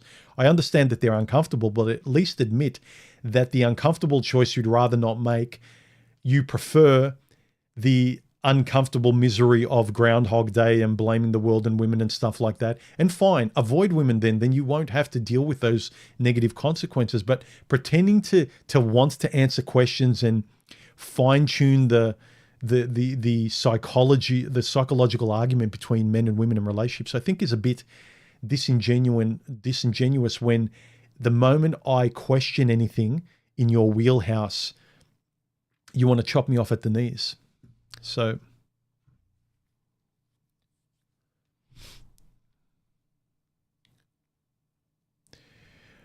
Big Ol says, I really appreciate that style of content creation, humans. So many people gamify and sell out on their previous insightful and authentic videos.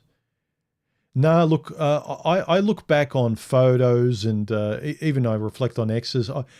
And some of them, you look back and you smile. It's like, yeah, that's where I was then. That's what I was like. That's what I believed. And it's like, I can't be the same person across time in the same way. Largely, I'm the same personality, but the refinement and maturity and the lessons learned and the ones reflected upon, and where you reach a point in time and then you really take a stand and you decide, I'm really going to make a big effort to live in a different way. And at a certain point in time, you say, there is now a difference. I dated this way before and now I'm dating this way after. And that's it. And it's like leaving your home. It's like, I'm selling this house, I'm selling everything, and I'm moving to some other country, and I'm making a physical choice. I'm intentionally, I'm not talking about it, and I'm not complaining. I'm not trying to, spray air freshener over a pile of crap in the middle of a room that I refuse to leave.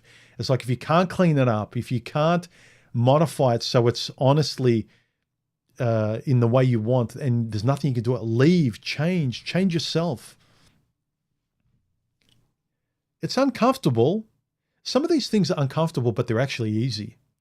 The feeling of changing them is uncomfortable, but actually practically there's not much effort involved other than just making the decision and doing it. It sounds simplistic, but so much of it is like that. I've mentioned before, one thing that I try and remember where no matter how I try and mentally get myself out of a situation, if I don't like how I feel, if I'm resisting something, like I know I should go to the dentist, or I've got a surgery coming up, or a doctor's appointment, like there's a lot of social things that I should do and that I really feel uncomfortable with, whereas there's other things that I really am drawn to, but certain things that have to do with someone else booking an appointment for me, that's for my own good, that I don't want to do, and paying certain bills I don't really like. I've noticed that I know at the end of the day, I'm going to do it anyway. I'm resisting the inevitable, and I know I want to do this thing. The best thing to do is just counterintuitively turn around, face the fear, and then the fear goes away. Just do it, in other words. But figuratively and as a thought model, whatever I'm afraid of that's behind me that I don't want to look at, the easiest way to get rid of that ghost for me is just to turn around, because the ghost never destroys you. You turn around to what you're running away from, and as soon, like I can almost guarantee this because it's happened time and time again. I don't know any different. It's never worked out in a different way for me. Whatever I'm running away from and avoiding, the moment I stop running and say, you know what, I'm just going to turn around and counterintuitively let it just destroy me. Come on, kill me. You turn around and it's not there. It's gone. It's a chimera. It's a ghost. It's you think you're running away from something. There's nothing there. You turn around, face it. It's not there. You don't even have to turn around and fight it. That's the beauty of it. You think you turn around and you have to fight this demon. You don't. You turn around and there's nothing there. The water is always warmer than what we think, gentlemen. Anyway, any last comments or super chats? So let's wrap this up. We're approaching 2 hours and I wanted to wrap it up half an hour ago. I love having streams in the morning. I try and do a stream in the evening every now and then, but my brain is mashed potato. I'm just not firing like this. It doesn't matter if I have coffee. I'm just mentally and cerebrally exhausted by the end of the day. I don't make for good conversation. You know what kind of conversation I have at the end of the day is the kind of conversation that Stephanie appreciates when you're sitting on the couch. You're almost catatonic and you can't string sentences together, and you're describing what you're watching on television and you're enjoying the taste of the popcorn and you're not really thinking. Your brain is dead. Let me read through the comments. Any last super chats, everyone? Otherwise, it's ending soon. Yep, real name's not given, says, without responsibility, there is no self-awareness. How can you be aware of what you like and what you don't? How can I contrast a good woman against a bad one? I can have a like of someone, but then sometimes there's people that don't know if they've picked the right person. If you've been with a lot of bad ones, and if you've been with people by which you understand why they didn't work and what makes a good one, what qualities, then you can really be confident, I know I found a good one. That's it. I don't have the feeling of the grass is greener. Whereas a lot of bad helps you identify what good is in contrast. Not to say that you should go through pain, but that's just the net effect of picking the wrong thing. If you made mistakes, it actually shows you tried. Again, we want to make less mistakes. It's not just that I'm going to recklessly make mistakes, therefore I will learn. Because if you do it recklessly, the odds that you will recover from those mistakes are very, very slim compared to if you make calculated risks and you try and make take recoverable chances. You will have a better chance of coming back from it, learning and perfecting your choices going forward in that same area.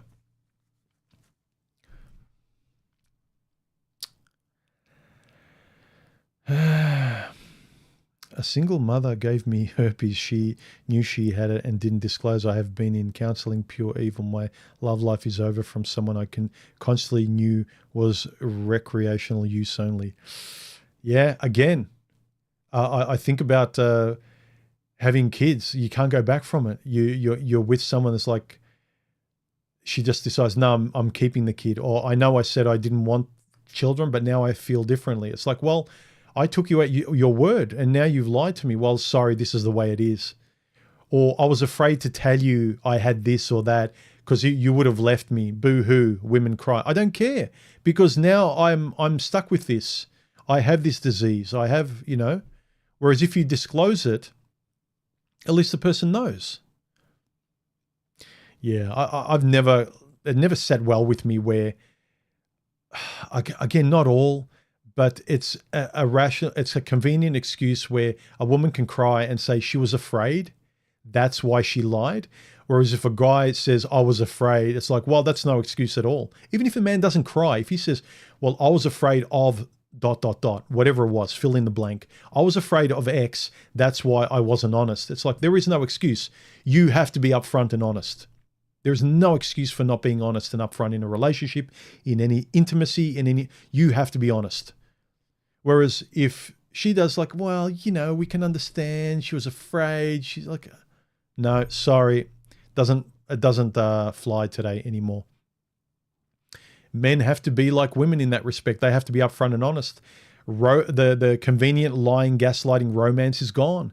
Men can't tell you what you want to hear because we just can't anymore. The laws punish us. We can't lie to you anymore. You want honesty, even if you don't know it. In fact, everyone does now. We can't afford to lie to each other, even conveniently, even the white lies. Even now, you see the body positivity. We're lying people into the grave because they're getting diabetes and told they're beautiful and healthy at any size. They're not. Your doctor has to lie to you now. It's insane. It's deranged. So anyway, any final comments or questions? Red Bear says, okay, I'm not sure if he's going to get to me, so I'm just going to offer Red Bear, like see here, you put 3 yellow emojis. I got to it, unless I missed your comments earlier on. Maybe I missed your comments earlier on. I'm not sure, did I? But, no, I don't think I did, Red Bear. Ah, here he is. You said, how much do I have to donate to be interviewed on air? Well, Red Bear, I don't interview anyone blindly because I don't know.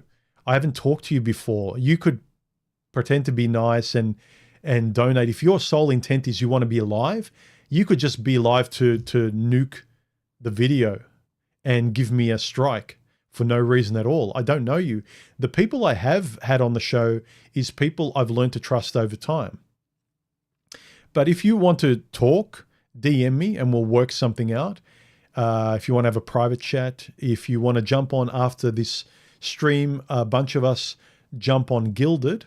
There's a link below here and in my About section. Jump into Gilded via the link. Join the channel there, and if you've got a microphone, you can chat in real time.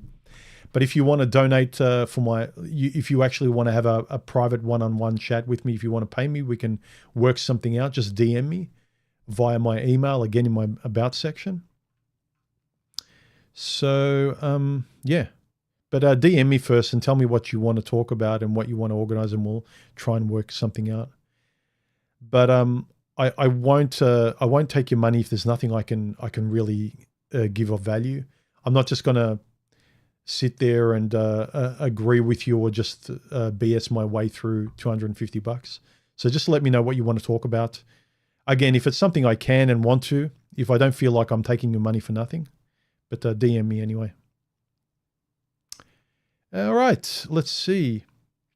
Derpspace says, thank you for the super chat, by the way. It says, love fades and lust cools, but herpes is forever. Yeah, get past the honeymoon period, gentlemen. Be very skeptical and suspicious, and just realize that the both of you don't really know the naked person, figuratively speaking. You're on your best behavior, and it's not necessarily that you're both playing games, but because you both like each other, you really are smiling and agreeable, and you really refreshingly just want to be around the person, and you don't know why yet. You find out why if you're conscious and you're being honest and asking questions, and you're communicating like properly and openly, and you're not ignoring red flags. Then you will find out why or why not after the honeymoon period. But insist on making the honeymoon period disappear through normality. You know, I always wanted the honeymoon period to go away. I wanted the t-shirt and socks period to exist on the couch watching a movie. That's what I wanted. I wanted the formality to disappear. I wanted the newness to disappear. For me, when the newness with Stephanie disappeared, and it just kind of got more and more comfortable, more and more trusting, more and more like, I just want to hang around this person more and more. Yeah, it's like I just want to come home more and more to this person, figuratively. Even before we started living together, this person felt like my kind of person. Get rid of the honeymoon. Get rid of the honeymoon. Lust is biology's way of you kind of, doing this and popping out kids, and then biology kind of disappears and you're left with the residue. And unfortunately, human beings are left with history in their brains. What's that saying that, and what's that poet or writer that says they respect animals because they never lay awake at night thinking about their past or something? There was a writer that had a quote. So, let's see. Did you know, mate? Is cold approach a better way to date than Tinder and apps? Solitude is nice, but I would say directness. In public, you see someone cold approach, but I would say a direct approach in public on Tinder. Don't sort of do what works. If everyone's dating the same sort of malfunctioned way, as far as I can see, don't date their way. Date honestly on whatever app you want to date on. But if you're not getting the results, don't adjust and play their bullshit game, because you'll get their bullshit results. You're not going to be the unicorn through all that shit. You know what I mean? Date directly and honestly in whatever way you do, in real life, online dating. Date with intent in whatever way. So again, do what you want. Have kids if you want, if that's what you really want. It's not my life. But do it with intent and do it directly and honestly. But if you fake it, your need for psychology and therapy later on is largely due to you not facing and being honest about the way you conducted yourself. Most of guys' regret, back to the topic of this video, is that we are not proud of the way we dated. We don't respect a lot of the women the way they treated us. Sure, I know. Yeah, I can point to those, but let's be honest. I'll speak for myself, and you guys can be honest if you want. I really don't respect the way I was in a lot of those. If I could date the way I am now in all of my past relationships, oh man, I would have had such a better time, or not even bothered past a certain point with any of these women, or maybe not even at all. It's really about how we conducted ourselves. And until you face that you take extreme ownership, not complete responsibility, because sometimes like it was their fault. This happened and I was open and honest and I was genuine and I was whatever, but they weren't. They manipulated me, and they consciously manipulated me. But owning as much of it as you can, and going forward, owning the date and owning the conversation and being honest and not having oversight of like red flags and things like that's on us. So you don't have that guilt and shame later on. Anyway, last questions, comments. Let's wrap it up and call this a day or an evening if you're in the US. Microphone should be on point. Camera, if anyone's interested, I'm using the EOS R 1080p on the adjusted picture profile of neutral or natural and I've just adjusted the sharpness down a little bit, so I think. And I've got one of my LUTs over the top, which I'm sorry you can't get yet or anywhere. But I created it in Photoshop, so you guys can do it too. Anyway, that'll mean nothing to you. Why am I even saying it? All right, guys, have a good Saturday night or Sunday where I am. And I will catch you in the next video or stream. And give the video and the channel a like and subscribe. It really kind of helps out. It lets YouTube show my videos around more. It will let you know more if you hit the bell as well. I know it's tedious and cheesy, but the interaction with my channel helps. Give me a thumbs down if you didn't like this video. It doesn't bother me as long as you interact and you're respectful. And if you have a microphone, feel free to jump on the Gilded server. I'll be there in 5 minutes after I finish the stream. And I'll have a chat with some of you guys there if you've got a microphone. But learn how to use Gilded, learn how to use push to talk, and be respectful of others in the conversation as well. I'll catch you in the next video. And yeah, enjoy your weekend or what's left of it. Catch you later. Bye, guys.